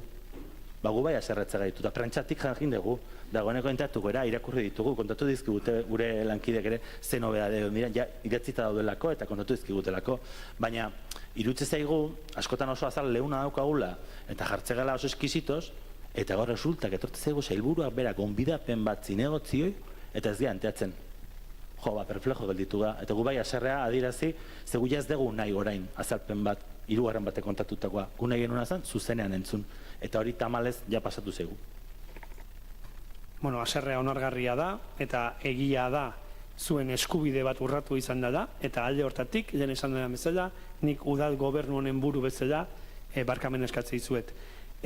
Bai esan nahi dizuet, ez da izan erabaki bat, ez da izan, haizu bez ditugu gonbidatuko. Hoi bai argi adierazten nahi dizuet, izan da akats bat, akats hori nere egiten dut, eta bai berriro gertatu ez dadin, hartu beharreko neurriak hartu beharko ditugula. Eta ikusten dut, jakitun naiz zuen aserreaz, eta zilegi iruditzen zait, zuen eskubide bat urratu izan dudako, eta gaina zuen eskubide hori urratu du, udal gobernuak bere dana ez dudako ondo egin. Eta odakotan, onartu, barkamena eskatu, eta berriro gertatu ez dadin, lanean jarri besterik ez dago.